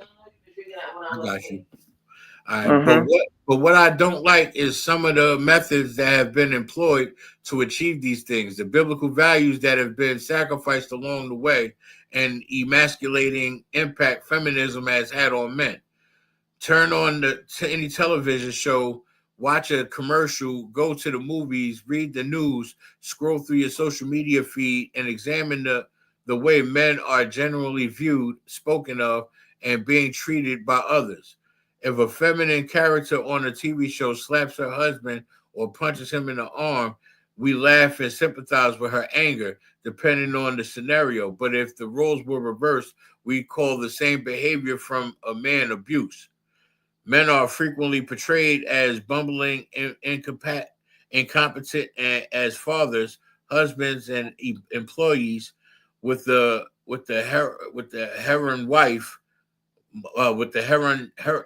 heroine mother and wife or co-worker stepping in to save the day. We see women wearing the pants in the family and treating their husbands like an extra child, and we see men respond in kind, acting like children obeying their wives' commands and often indulging in hours of childish pastimes like video games instead of working hard and caring for their families. It's not father knows best anymore. His father's a moronic buffoon to kick around. And what's alarming is that these attitudes have been creeping into the church for years. Just as women rebelled against the law and the social conventions to gain equality with men, Christian women now rebel against scripture by becoming pastors and instructing and holding authority over men in the church. Interesting. Oh man, interesting. Just as men in secular society have stepped back to avoid being run over by headstrong women, or even joined them in their quest for female dominance, evangelical men have abdicated their God-given position of leadership in the church and home, sometimes even joining women in the violation of scripture by inviting them onto unbiblical positions of leadership and by sitting under their teaching and preach. Oh Lord Jesus, Lord. Yeah. Those are the things that are overt and visible, but it's happening on a more subtle level too, even among complementarian men, women, and churches. Have you ever heard of a man attempt to praise his wife by saying, "I married up," or way up, or way over my head, and then proceed to describe himself as basically a bucket of slime in comparison to his wife? Most of the men I've heard say this have been good, godly, including my husband, who has made similar remarks in the past. I don't know about the rest of you ladies, but I don't want to hear anymore putting my husband down, even my husband himself. The truth is, for believers, the cross is the great equalizer. We all marry equally up and equally down because we are all redeemed, yet broken, sinful human beings, simultaneously saint and sinner. All right. That's enough of that, sir. So I think we got the point basically on that. We're gonna go to 1 Timothy chapter 2 and 11, right? It says, "Let the woman learn in silence with all subjection," right? So in them churches, they're emasculating these men, treating them like little boys. Meanwhile, they turn the women into pastors and got them standing on a pulpit running their goddamn mouth. When they supposed to be learning in silence with all subjection. You see all these female pastors, every woman that's in the church that's talking, right? I remember when I was at the hospital with my son, right? And a lady came in there saying she was a chaplain. I said, oh boy. And I knew I was gonna have to cut her up because she's coming in there to emasculate me. She was looking for a man to emasculate. Women are supposed to learn in silence with all subjection. Soon as you see a woman coming and she thinks she knows about the Bible, she knows about the scriptures, by her saying, listen, Ayash, you have to put the trust and the faith into the Lord and understand that the Lord is with you, and then the Lord is this, that, and the third. She's emasculating you, man.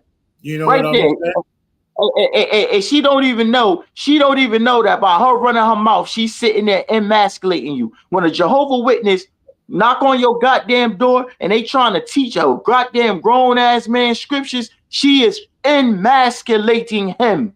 And in kind, my response is, bitch, Bob, stay in your place. Exactly. And you need help. Ephesians 5, chapter 5, verse 22 and 23. Damn right. You need more help. What was that? 2 Timothy, right? Right. Let the woman learn in silence with all subjection. Then we're going to go to 12. but I suffer not a woman to teach. Right? I remember again. some. Say it again. Say it again. They gotta taste some words. Say it again. They gotta say some word. But I suffer not a woman to teach. The Most High God said He's not going to suffer a woman to teach. You remember back with Moses, right? Moses suffered you to divorce your wives, but the Most High God said, "But I suffer not a woman to teach." That means He's not going to suffer a woman to teach. He's not going to suffer your grandmother up in the church with a big hat running her goddamn mouth. He's going to eventually put her to death. Now, if He you notice, the suffered. grandmamas knew their place. They sat in them chairs with them big hats and held that Bible and shut the hell up. They shut their goddamn Yeah, not into the early. No, not into the 90s. In the early 2000s, they had started. They was like that at first, and then they started getting out of hand. About the real grandmamas, the ones No, that yeah, we know. you talk about the grandmamas from back in the day, like the 40s, the 50s, the 60s. Yeah, I'm talking about our grandmamas, the ones that was like in the 60s and 70s when we was born. You know what I'm saying? Oh yeah. They always kept their mouths shut. But once them ones that was in them 90s, they started becoming horrible. Them women is the example of a virtuous woman. They did well, with the exceptions if they smoked or anything, but they kept the household, they raised their children, they knew their role, they had breakfast, lunch, and dinner cooked, and didn't care if the husband had other households or other wives, because as long as he took care of that household, that's all that she cared about. As long as he provided and did what he had to do for her and gave her what she wanted, that's all that mattered. Well, Salakia, because, sir, they knew that. This is the thing what sisters got to understand. If you're emasculating a man, then you're basically knocking away your protection, right? When you have a man and he's just so nice all the time, and he do whatever you tell him to do, and he's not going to yell at you. He's a sucker. He's a straight sucker. A lollipop. No, he's a sucker. How can he protect you? How? But it say, but I suffer not a woman to teach, nor to usurp authority over a man. This is the reason why you got brothers walking around with cowboy boots on and hats, with muscles, dancing, waving fans, because they're looking at it like, well, you took away my authority, so I might as well become you. This is the reason why the Lord said, I suffer a woman not to teach, nor to usurp authority over a man, but to be inside him. I wonder who was that holding the camera recording him. That's what I want to know too. Could have been his wife. Oh man. Nowadays you never know. Been his husband. It might have been his husband. Might have been, but you got to understand, right? Black women were the biggest supporters of the LGBTQ movement. The sister that was the sister that's making the post, dissing them, saying she mad as hell, she don't understand that black women were the biggest supporters of the LGBTQ movement, right? When the UPK used to stand on them corners and talk about being sodomites, they'd jump up in your face and get mad. You can't judge nobody. No, I mean, and every black woman claimed they wanted a gay best friend. Oh, they were so in love with them damn sodomites till the sodomites started beating their asses. They wanted a man that was play gay. Or they really wanted a side nigga. Let's call a spade a spade. They wanted a side nigga, but wanted him to be her gay best friend so her husband wouldn't say nothing. You understand? That's all that was. Yeah. Instead of the man being a man and buckling down and telling her, no, you ain't gonna have no goddamn male friends. Go sit your ass down somewhere and make me a sandwich. You know what? Go in the house. You know what I'm saying? Now, right. I want to read young man Hector's precept and we get to these videos for Tom's sake. It's the book of 1 Timothy, chapter 3, verse 4. One that ruleth well his own house, having his children in subjection with all gravity. Now that's an upright brother that got his business under control. That's a brother that got his household under control. His wife is submissive. Right. His kids is obedient. You understand? That's when you got the Lord with you in your household. Right. Verse 5. Right. For if a man know not how to rule his own house, how shall he take care of the church of God? Meaning, if he can't take care of his house, if his children is unruly and his wife being a bitch, how can he really be a priest? Right. And that's basically what they're saying in a nutshell. Good precept, young man, Hector. I appreciate it. Wow. Good precept. I'll tell you, Good precept. I had that before. As a matter of fact, let me write that one down too. Yeah. So yeah. But that's the thing, right? The thing is, right? Whenever sisters usurp authority over the man, that right there is emasculating the man. The man's gonna be emasculated. Before you know it, he'll be LGBTQ. He'll be broken all the way down. And it ain't just the sisters, it's the pale face oppressor that started this, because now he's not the threat. Because now once they tired of seeing men, Salakia, barbershop.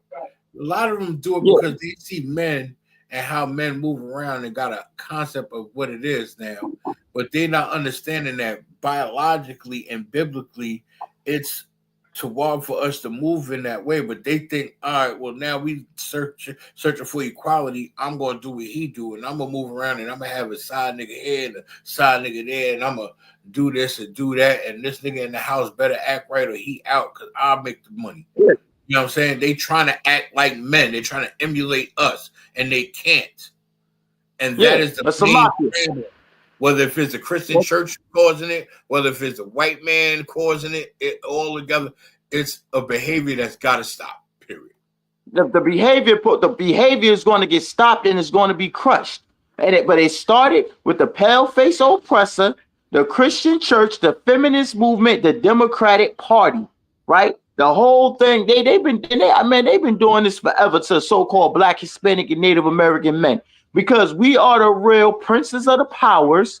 And once we're in power, all these nation kingdoms is in jeopardy. So what they're going to do is they're going to emasculate us, beat us down to powder, keep us weak and effeminate, take some loud mouth ass Eve, put her on the top, because they know all she crave is power. All she crave is power, and she's not even going to be knowing what she's doing anyway. She ain't going to think that she's emasculating him. She's just going to enjoy and love the power. She's going to think that it's the right thing to do. She wanted the power. Yeah, and she's going to get what she asked for too. Oh yeah, definitely. Oh, definitely. In these last days, sir. Let's get them articles, my lord. And I mean not the videos, and I'm gonna break down. I'm gonna see if I can break down this Genesis 19:4 before we about to hit. Okay. Well, I interviewed him, and we brought up the whole. I mean, this was before the transgender stuff came out, but in our interview, he says that he likes to wear dresses when he acts, and he plays a transgender in his one man. Kinky boots. Play. Kinky boots. No, that's not his thing. That's not. Oh no, that wasn't. That's someone else. He was already kind of embracing some of that. So when this came out, I'm like, and after doing the interview with him and kind of feeling his vibe, I'm like, not surprised at all. not surprised at all. I want that role though. Yeah, absolutely. So you want a role where you? I want the roles that take me furthest away from who I am. It's easy. I can give you 55 different versions of a black man. How do you want them? Jamaican, African, Spanish, poor, white, well-spoken, hood, Southern, whatever. So in my one-man show, Harlem to Hollywood, I play over 15 characters. My show is set in a therapist's office. One of the main characters is Gladys Rosenberg, who's an old Jewish woman. She's a therapist. That's me. I play 2 trans characters in it. I play an old Spanish man. I play an old Italian guy. I play an old Jamaican woman. So for me, we're vessels. And the goal is to show humanity in all of its fullness. And I'm half man, half woman. My mother birthed me. I'm half of that. Oh my God. I think, to me, these dudes need to like embrace the whole fact. Like, you don't. He wanted to point out like, oh yeah, I like trans women. You like penis, bro. You're gay. It's not just the fact you like You're trans penis. women. You're gay. You like penis, bro. You're gay, bro. Like just he's still right. Anything you're attracted to that has a penis attached gay, to it bro. You're gay. makes you gay. Not that there's anything wrong with But that. he still like didn't Seinfeld. Not that there's anything wrong with that. But if you notice, not there's nothing wrong with it, but like you're still not even comfortable with the fact that you're gay. Like you're still trying to, well, I like sex with trans women. No, you're gay, bro. You're gay. There's the Mr. C thing back in the day. Yeah. I like having sex with, like, no, you're gay, bro. Yeah, you're Mr. gay. C got on the phone with me. I remember when he was mad that we were doing all the coverage. He's like, oh man, this is bullshit. This he, she, I don't even know nothing about that. On the phone, denied it all. Then a couple months later, he admitted, I have sex with transgenders. That's my thing. But that's still partially denial. That's still denial. You have sex with transgenders because you're gay. Like it's not that you're gay. You like penis, bro. Like it's not like like I think it's kind of like a 1 foot in, 1 foot out type of thing. Like you feel like you're trying to still feel like still a woman. Yeah, like nah, bro. You like penis, bro. You're gay. Like, I mean, you made comments about Dwayne Wade's son. Yeah, it's not like I don't like to talk about kids. Like I don't really talk about kids. It's just to me. And I kind of, we reported on it, but it's like, man, this is a 13-year-old kid. No, 12. 12? And This is a 12-year-old. See, the thing, I felt my son is 12. So I'm just looking, I'm like, bro, I'm not gonna enable. I just don't see my 12-year-old son coming home and wanting to be a girl. Like, how many kids do you have? I have 5 kids. 5 kids. 4 daughters. Okay. There is statistically a chance that one of them will end up gay. Just statistically. Nothing to do with you, the mother, the environment, nothing. No, statistics. Strictly statistics, right? Hold on. Let's look at the percentage. What percentage of the world is gay? I think one of my daughters already gonna be bi or something. I think one of my daughters like girls already. So I kind of like, I'm starting to see like it's certain character traits that I see. 3.5%. So you can say 4% of the population. So I mean, with 5 kids, 20% each. It may happen, it may not happen, but it could happen. With 20%, with 4%, you have about a 1 in 5 chance. Essentially, that one of your kids might be gay. I'm actually certain one of them is going to be gay one day. Like, okay, I can just see it already. Like, I'm looking at these characters. Like, I could look at I think my nephew might be gay one day. Like, you know what I mean? I could look at certain character traits, and I'm just looking at the kids now. But then at the same time, it's like it's an agenda. I don't know. I hate to say like people like, oh, it's an agenda. It's an agenda. But it seems that like you can't even watch a kid's show without it focus. Like when I was a kid growing up, cartoons never focused on sexuality. It wasn't about sexuality. I'm personally not a fan of actually bringing sexuality up when it comes to children. Right? Period. Like we're watching Nickelodeon, and it's even heterosexual things. Like, you know what I'm saying? There shouldn't be any kissing or none of that. Any type of, when it comes to just a kid's show, a kid should just be a kid. But now we have that though. Like we have guys kissing on cartoons. You have gay cartoons now. You have gay cartoons. You have it's just crazy. Like, and it's just like, and at the same time, it's like, to me, the image of the black man is like, they're trying to make that the black image. Like when you think of black men, you just think of these feminine like figures now. It's like they taking the legacy or like the image of the strong black man and replacing it with the feminine black man. I dare you to let me build you a completely free. I thought I was the only one. See, my issue with that, right, is when it comes to his daughter, he can correct that if he steps up and mans up and does it. If he mans up, he can correct that before it gets out of hand. He's the father. Those his children. It's the precept says it. Train up a child in the way he should go. You train up a child in the way he or she should go. You train the boy to be a man. You have the mother. You have your wife train the daughter to be a woman. Yeah. 9 out of 10, I guarantee you, Mama Shaw, she might not have been touched, but let me tell you, it was a situation that happened that forced her to start looking at girls. And I know people personally that had situations with children that's like that in general. You know what I mean? They daughter or their son reach a certain age, they might start liking, like the son might start liking girls. He might have got rejected and didn't know how to handle it because it was his first time like being told no about something he was real adamant or excited about. You know what I mean? Or the same thing with a girl. You know what I mean? You know, girls get that get in their teenage years, they get that so-called puppy love and stuff like that. You know what I mean? They really like a boy, but then if he don't like her back, you know, sometimes that could destroy a little girl. You know what I mean? Especially if she has a father that you know teaches her to be a strong young lady, but at the same time be feminine, be a girl, you know, be a girly girl. You know what I'm saying? Yeah. That can really destroy a young lady and cause her to start going in that direction. That's why the scriptures say, train up a child in the way you should go. Yeah. If I may, sir, right? That brother don't have no idea what the hell he's doing. He don't know how to raise children. He don't know how to raise a goddamn plant. He may be, you know what I mean?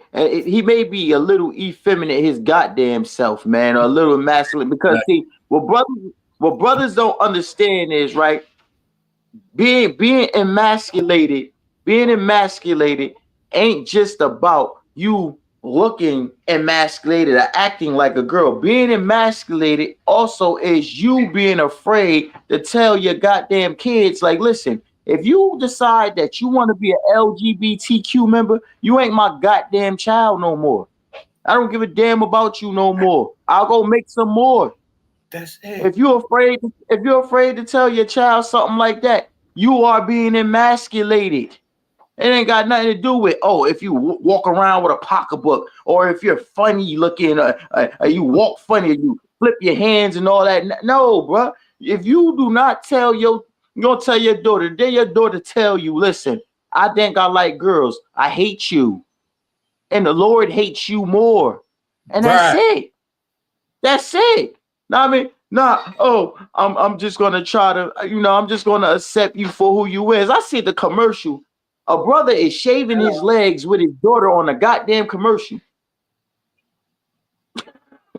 Right on, they got this commercial right on ESPN. The commercial come on ESPN. His daughter's shaving legs and he's shaving his legs in the goddamn shower. Right, they come on. Watch ESPN. It come right on ESPN. He's smiling like. I don't watch and he's shaving his legs. About it. Yeah. Right. I can miss that. Yo. Sir, now it's one thing when you raise your daughter and you're a single father, you know what I mean, and you try to help her maintain being a girly girl best you can.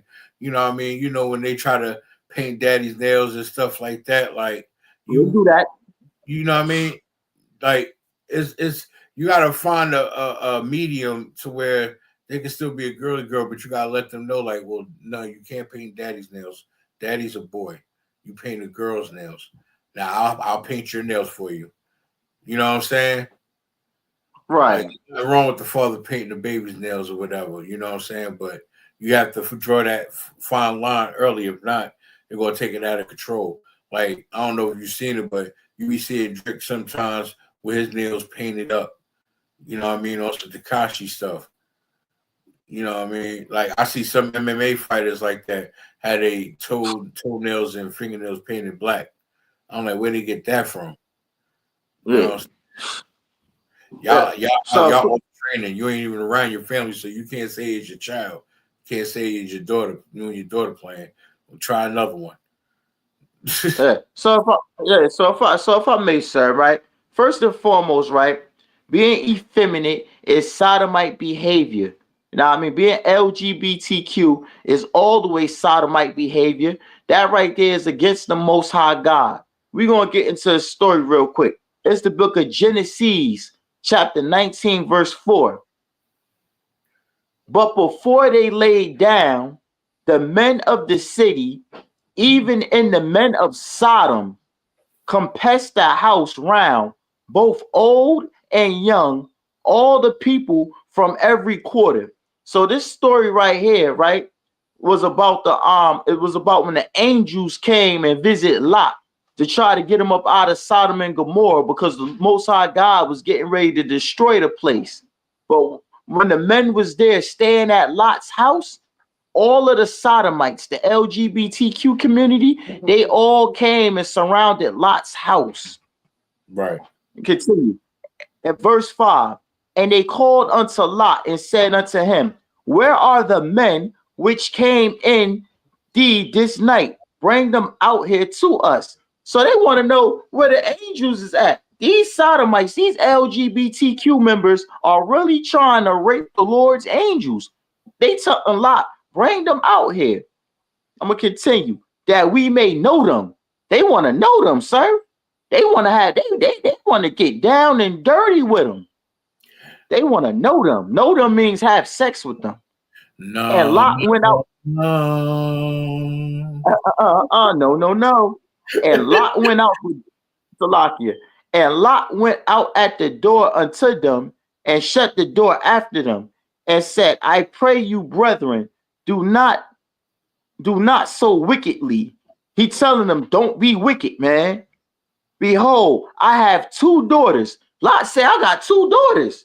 You trying to come in here and rape the 2 angels? Behold, I'll give you my 2 daughters, which have not known a man.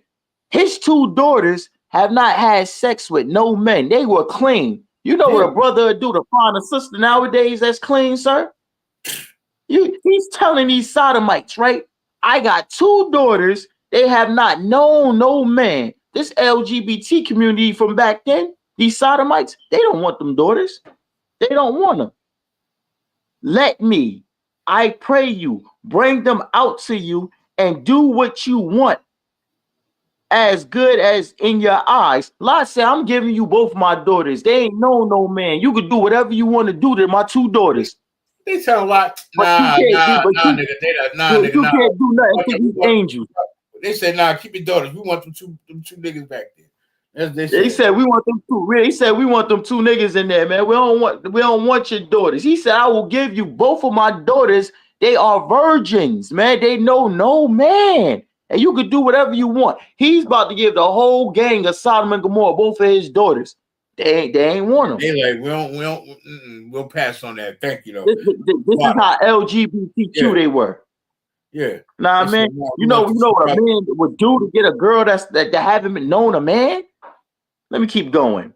Let me, I pray you, bring them out unto you and do as good as your eyes. Only unto these men do nothing. He said, do nothing to these 2 angels. For therefore they came, they under the shadow of my roof. And that right there, brothers and sisters, you are supposed, when somebody comes and stays at your house, you are responsible for them. You are responsible for their well-being. Right. So if you decide to let somebody come stay over your house, you are responsible for them. If anything happens to them, that's on you. Right. That's what you take in consideration whenever you let someone stay at your house. So if you're a sister and you allowed your boyfriend, your man to come stay with you and he's a guest at your house, you ain't supposed to be packing up his stuff and kicking him the hell out. You're supposed to be taking care of him better than anybody else in the goddamn house. That's according to the Lord. That's what I mean, this is what Lot was doing. But we all know you're not righteous. We all know that you are your father, the devil. Let's continue. And they said, stand back. And they said again, this one fellow came to the sojourn, and he will need to be a judge.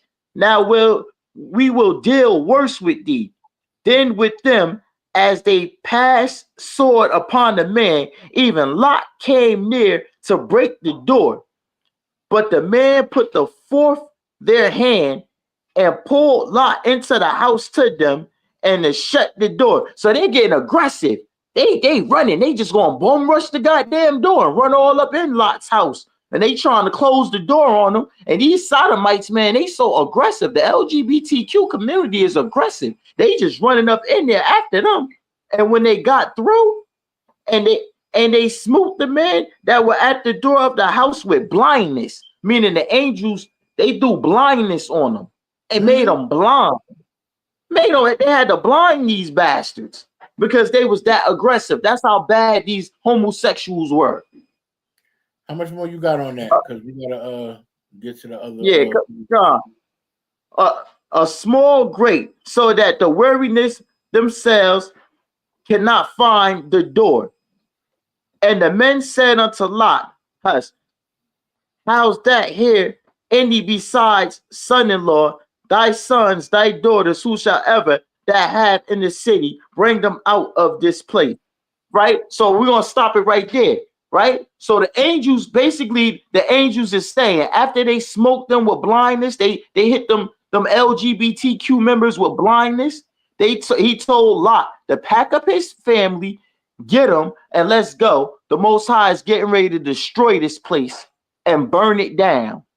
The moral of the story is that's what they originally was sent there for in the first place. That's what they were sent there. That's what they were sent there to do. And you remember Abraham, he was praying like, look, if you could find one person in the land of Sodom and Gomorrah that's righteous, will you not destroy the goddamn place? Yeah, he started with bigger numbers than that, though. Yeah, he started with bigger numbers than that. And then it got down to one. And they couldn't find out one righteous person in Sodom and Gomorrah, right? So now the angels are telling them all, pack your family up. We getting ready to go. They getting ready to burn Sodom and Gomorrah to hell down. The moral of the story is, man, being effeminate and masculine, being a sodomite is against the Most High God. And that type of behavior is going to get you burnt up like Sodom and Gomorrah. And it's happening now. We see it every day. God. Damn right. You want to go to the video? Yeah, let's get some more videos in, sir. All right, we got a lot. Well, that may sound crazy, coming from a faith perspective, but you have to, as men, you have to challenge. Because think about this. By and large, for African American men, the church construct has been largely female. Yes.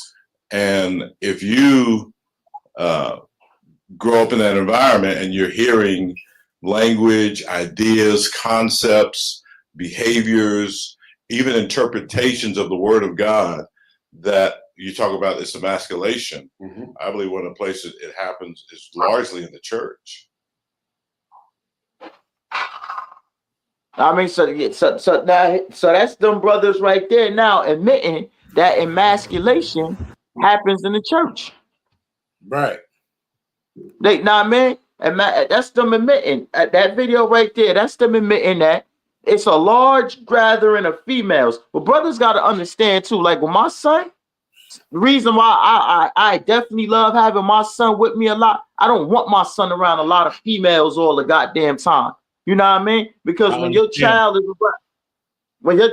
around females all the time, they will get emasculated without you even knowing. They start picking up some of them feminine qualities.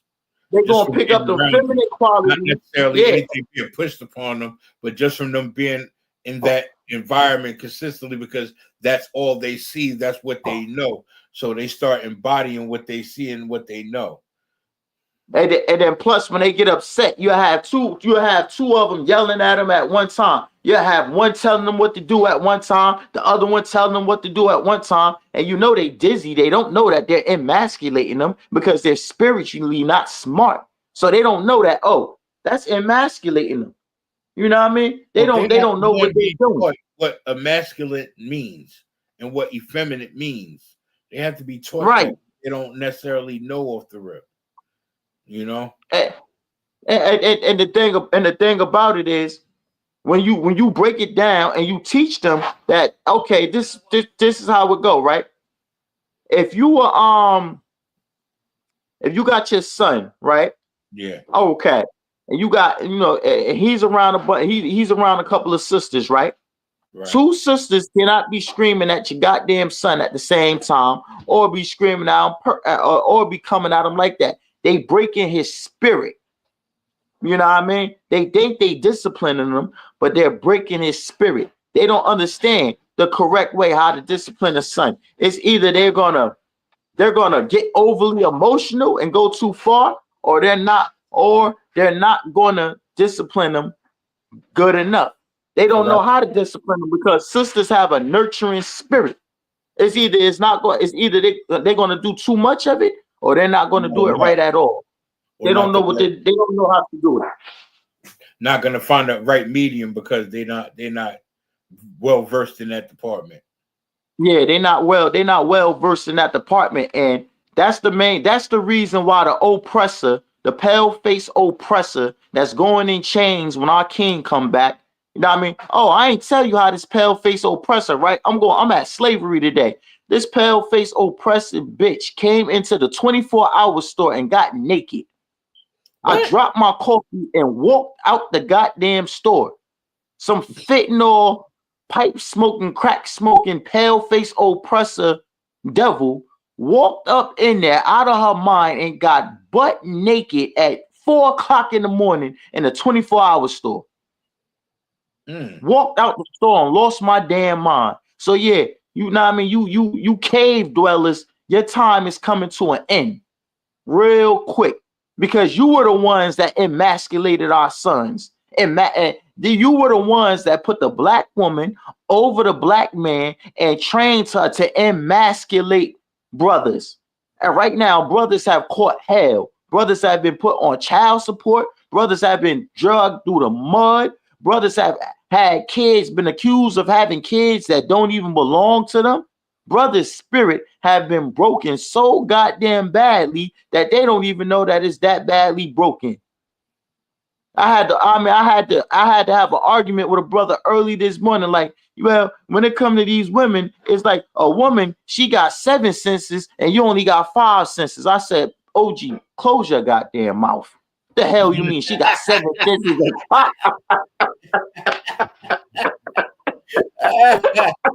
You gotta start being nice, also. You gotta be a little more patient and compassionate with our people. I said, OG, close your mouth, man. Like, baby, he started wilding on me. I said, what? I said, you out of your damn. I said, you dealing with some witchcraft, man. You dealing with some witchcraft, man. But think about when you was in the world. You know what I'm saying? And you got one video left. We got 9 minutes, and young man Hector gave us a good precept too. All right. Let's pull young man Hector precept, and then we'll pull the video too. I got you. I got you right now. Hold up. He gave me a chapter. Okay, I need to see if hey, young man Hector, do you got a specific verse? Oh, okay. It's Jude chapter 1 verse 7. Because Jude only got what is it? What is it, sir? Jude, book of Jude, chapter 1 verse 7. I ain't realized it until I went in and Jude only had that one chapter. Yeah, Jude got 1:7. Yeah. Even as Sodom and Gomorrah and the cities about them in like manner, giving themselves over to fornication and going after strange flesh, are set forth as an example, suffering the vengeance of eternal life. Yeah, that's pretty much what we was breaking down, young man Hector. That's what we was breaking down. That's the precept of Sodom and Gomorrah. Yep. Right? That's the side. You know what I mean? And basically, America is Sodom and Gomorrah all over again. That's how you can see. That's how you see how they indoctrinating all Black, Hispanic, and Native American men. I was watching Love and Hip Hop. My rib like watching that, right? You know what I mean? So I was watching some of that Love and Hip Hop Miami, Love and Hip Hop, right? And I was watching them. He said Love and Hip Hop. Right. right? Right. So I'm watching my man, a Simeonite Dominican brother named Allen. I'm watching them emasculate him all on the TV screen, cursing him out. Now, I mean, because he's trying to get back with a model, his girl, and then you got Shay Johnson. Now, I mean, trying to play him out like, no, get out of here, y'all. God, he throwing stuff at him and everything. I said, good night. Like the emasculation is just crazy. You got emasculation and you got and you got sodomites all over the place. Meanwhile, you got Trina cousin, the sodomite. He's sitting there and he all in the middle of it too. Emasculation and Sodom just run all together. I mean, it's just crazy. It's just out of control. It's out of control, sir. It is. You ready to go to this last video? Just you don't say the best one for last. Oh, yeah, man. Yeah, let's get into it. Welcome, everyone, to History Gone Wilder, part of Half History Will Travel. I am your host, the Wilder Historian, and in this video, I want to take a deep dive into an aspect of the institution of slavery. Men occupied a carved-out spot within American society in the 1800s, but the enslaved man and free black men could not enter that realm of American society. So, in this video, I will discuss how slavery emasculated enslaved and free black men.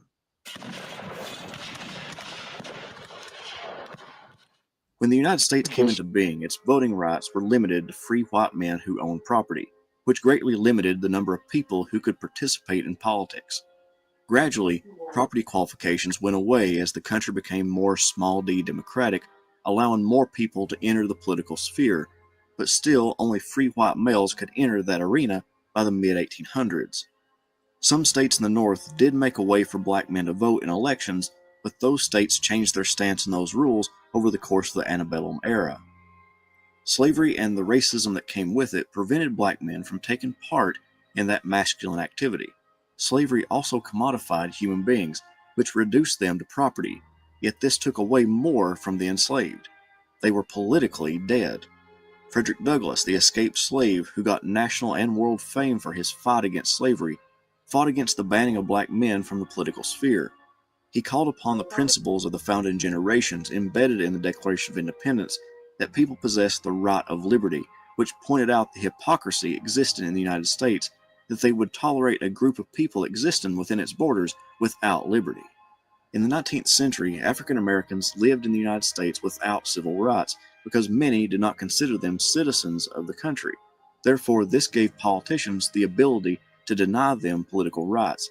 It only got worse for the community when Chief Justice Roger Taney, in his opinion in the Dred Scott case, declared that because of the color of their skin, African Americans could not be citizens. Another aspect of masculinity common in the mid-19th century was that of protector of the family. Whether you were a father or a husband, protection and support of the family was central to a man's role in the household. However, male slaves could not own property in order to put a roof over their families' heads. They also possessed no authority over their family because the white owners held that authority. A runaway slave named John S. Jacobs wrote about his time in slavery, and he offered a great description of what slavery did to masculinity. To be a man and not to be a man, a father without authority, a husband and no protector, is the darkest of fates. Such was the condition of my father, and such is the condition of every slave throughout the United States. He owns nothing. He can claim nothing. His wife is not his. His children are not his. They can be taken from him and sold at any minute, as far away from each other as the human fleshmonger may see fit to carry them. Slaves are recognized as property by the law and can own nothing except by the consent of their masters. A slave's wife or daughter may be insulted before his eyes with impunity. He himself may be called on to torture them and dare not refuse. To raise his hand in their defense is death by the law. He must bear all things and resist nothing. If he leaves his master's premises at any time without a written permit, he is liable to be flogged. Yet it is said by slaveholders and their apologists that we are happy and contented. Enslaved women, the wives, mothers, and daughters of enslaved men, could be used in any manner the slaveholder wanted, further illustrating the inability of slave men to protect their families without repercussion.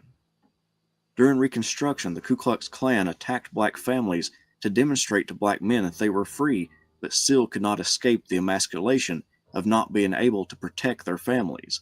Numerous stories abound of families broken up at the auction block, again only cementing the idea in the enslaved men's heads that they possessed no power of their own. Although this goes beyond masculinity, the mere fact of holding someone in bondage takes away their ability to do as they please. This restricted the ability of the enslaved to express themselves and control their identity. Beyond the physical abuse that slaveholders perpetrated on their slaves, even if no physical abuse occurred, the mental trauma of possessing no authority over oneself harmed the enslaved to a great degree. Southern white society feared black men's potential for slave revolts, not seeing women as perpetrators or creators of such insurrections.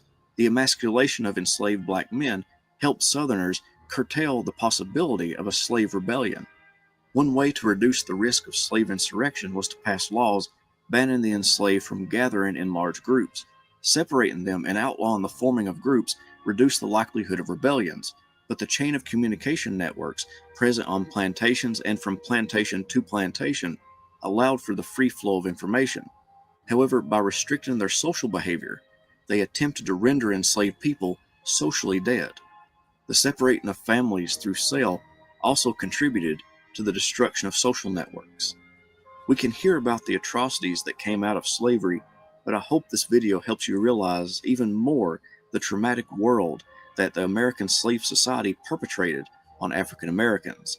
It sought to rob the enslaved of any rights and social connections, as well as diminished their self-worth. This was partially done to limit the number of slave revolts, or at least the possibility of them.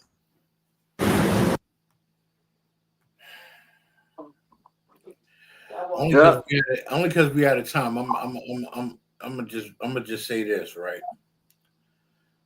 That was utterly disgusting with that breakdown of how, just because hearing about how my people were treated back then pisses me off.